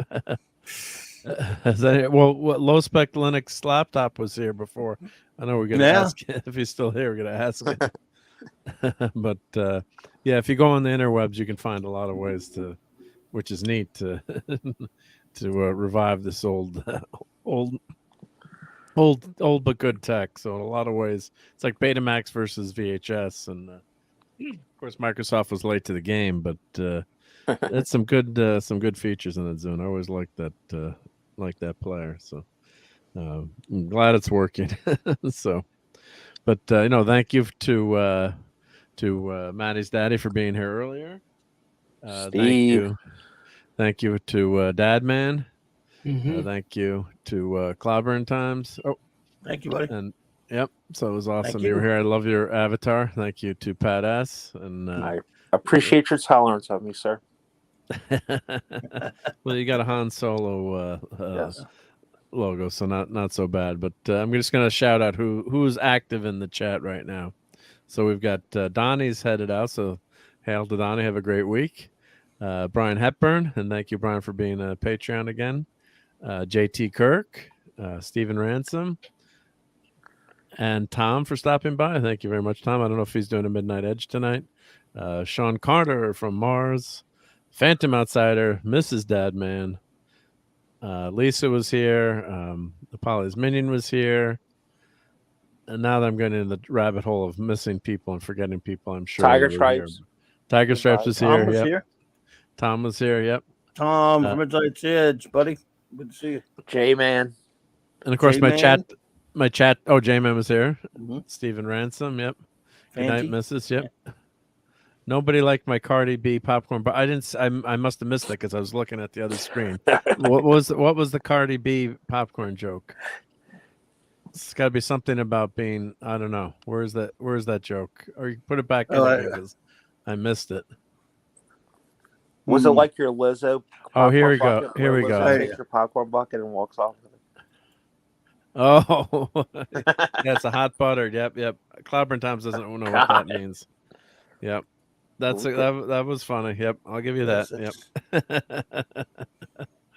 So thank you, Sean.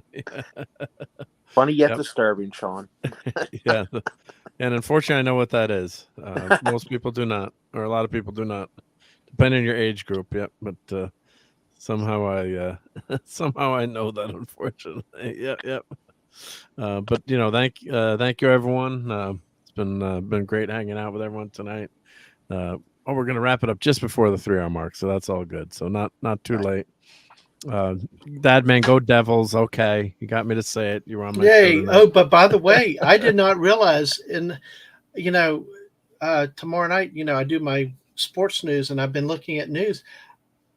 It looks like you guys parted ways with your coach.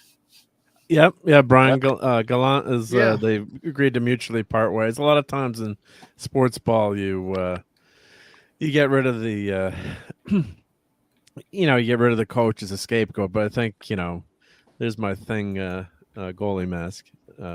If you don't do well, sometimes they just change the coach anyway, right? He's not gonna cure everything or solve everything, maybe. But once you have a season like that with all those big names and big contracts, sometimes it's time to change, especially if you haven't been successful yet, right? I mean, he's a if you've won a couple of cups and you have a bad season, that's one thing. But yep. So he's gone. Yep. Yes. JT Kirk doesn't like that one. Yeah. Yeah. He also told me no Michigan talk. So. Yep. Oh. All right, everyone. So much appreciated. Go if you haven't seen Guardians of the Galaxy. I'd say go. I think we all say go see it, right? Who've seen the movie, right? Yeah, 100%. Yeah, I'm kind of shocked, but I'm saying it. Yeah. Don't buy the popcorn bucket; it's too expensive. Unless you got popcorn money to burn, or you use your AMC points. Yeah, which they didn't seem like it let me use my MC points, so we'll figure that one out. But no, I appreciate everyone being here tonight, and everyone have a great week. Catch you all on. Everyone knows where to find all of us. So Clobberin Times, check him out on Monday night. He's got the show with J-Man tomorrow night, right, Clobby? Yep. Yes, sir. Yeah, I'm going to do them actually. And okay, why don't you say what you got? We got the big Bob Haney. We're going to be at Earth to Be the B Monday of every month, the second Monday of every month. We're going to be at 6 p.m. Central. Another trip to Bob Haney with a story that will probably drive you completely insane. It may be his craziest bonkers story yet. That's for if sure. I dare say. I know it's a bold statement considering Bob, but we'll see. Yep. And then the regular Monday night Mark C. Yep. Then after that, at 9. Yep. So there you go. Yeah. Yep. And Dad, man, you don't stream that much these days. So how are you doing? Like 6 shows tomorrow, buddy? Could be possibly 2. You never know. Seriously. All right. Because we got the 8 p.m. sports weekly talk, and I've gotten a lot of interesting news stories lined up now for that. And could be a fortnight after that. It depends on what mood we're in. And like I said, you never know. Like, well, with the big break coming up, I'm trying to get as much in as I can. And really, at this point, being so close to 250, we're at 239. I really would like to try to, get the exposure, get the stuff out there. You got to learn to do mobile streams. Like I told the missus the other night how to. And we're going to work on that. We're going to work on that on our trip out of town. So when you go to Busey's, right? Next time, Busey's, you got that? You could stream Busey's, as you enter the store. God, that was just embarrassing with the Busey's, but hey, but we got that tomorrow night, so we'll see what happens after that. But what I did want to say is Tuesday night at 10 p.m., I will be streaming with Raquel Briggs. We're going to be talking barbecue food. Nice. And what's that? Ooh, Tuesday night at 10 o'clock, because you know what? I interviewed her about her book. We went 2.5 hours, and you know what? For the hell of the last 40 minutes, we ended up talking food impromptu. So we had such a good time. We're just bringing her back for food, and hopefully y'all can hang out there and stuff, and come like subscribe if you haven't. If you're on Twitch, follow us over on Twitch. But check me out. Bring some food with you for the show. Exactly. And just check me out on Dadman Walking 55 on Twitter. Is where you'll get more news when I go live, but also hit that bell and get the notifications. But I tell you what, I have to say thank you to and Pat, I appreciate your support too, and I look forward in a couple weeks, and I'm going to be DMing you. But I really appreciate the support for you two guys, Clobby and Mark, for all that y'all have done for me, my kid Ang, and stuff. Y'all are 2 great guys, and you're a class of YouTube, and you're out there to help everybody, and I appreciate it. Thank you much, both of y'all. Thank you. Much appreciated, Dad, man. Yep. So have a good week. And, absolutely. I'm going to be doing Toxic Tuesday maybe that night, but if I get a chance, I'll pop in or torment you with some pictures of delicious clam pizza. That would be wonderful. You can do that. Yeah. And Pat S., of course, I was putting the link in for Brandon the Anime Guy and 24/7. That's always popping up on my Screen Element spot. Follow me on Twitter. I'm also got involved kind of by accident, but great guy. If you guys know Pops, he's doing a big thing on the 25th, a real Star Wars day. And we're going to be doing some stuff with that too, but I'll talk a little bit more about that in the next week or two. But yeah, good guy. You need to check him out too. Real good guy. Fan of y'all's, by the way. Yep. Yeah, both of you guys. Great guy. And I don't know if he knows about you or not, Dad, man, but I could certainly tell him. He's gonna like your Star Wars stuff. I can tell you that. Oh, well, wonderful. Yeah, I take all this part again. And actually, May 21st, 2 weeks from now, on the Sunday, I moved it to the day because we're going to focus on Empire Strikes Back. It's the anniversary of the release because it was released May 21, 1980. Yep. So, hey. That's a long time ago in a galaxy far, far away. Yes. I was a little bitty guy when that came out. A little bitty. Yep. Absolutely. But thank you guys. Yeah. Oh, I did want to show the High School Musical. I know we're getting out of here, but since we'd mentioned that tonight, I put the battery in the wrong way here. This thing is ridiculous. So yeah, my there we go. Here, I turn the camera on for 2 seconds. This is so silly. Does everyone sing the High School Musical theme song? Never seen that movie. We're in this together. Not being a lady or a young girl, I have not seen that movie. I was gonna say that was real big. Like I remember the kids at school having High School Musical birthday parties. Yeah. Well, I know that every word inside and out because my kids love that. And Breaking Free, they would sing all the time, and it's one of those, it just on after school. We had the DVD, and it was wholesome, fun entertainment. You got to say, it was just just singing and songs. So it was a very innocent movie. Grease without the bad messaging, I guess you would say, quote unquote. That's right. Sharpay never said, "Hey, guess what, guys? I'm not pregnant." Yay! Yeah. So fun stuff. So I did. Yeah, this video has only got a couple hundred views yet. Maybe it'll get 60,000 like the other one. I will tweet it out for you, Mark. As a thank you for that.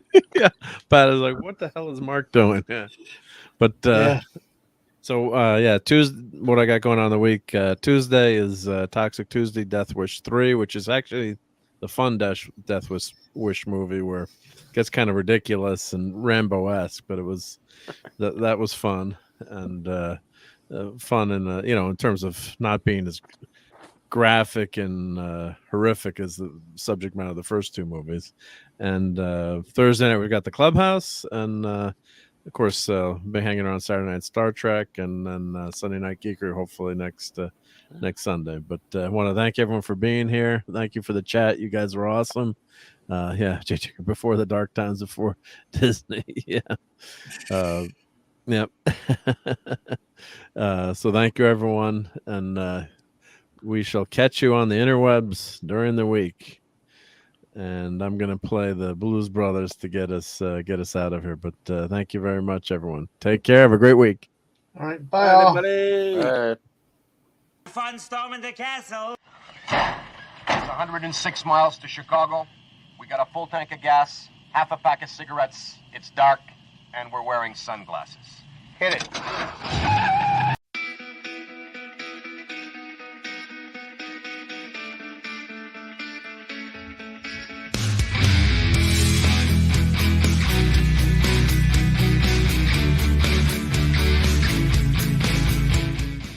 Still here? It's over. Go home.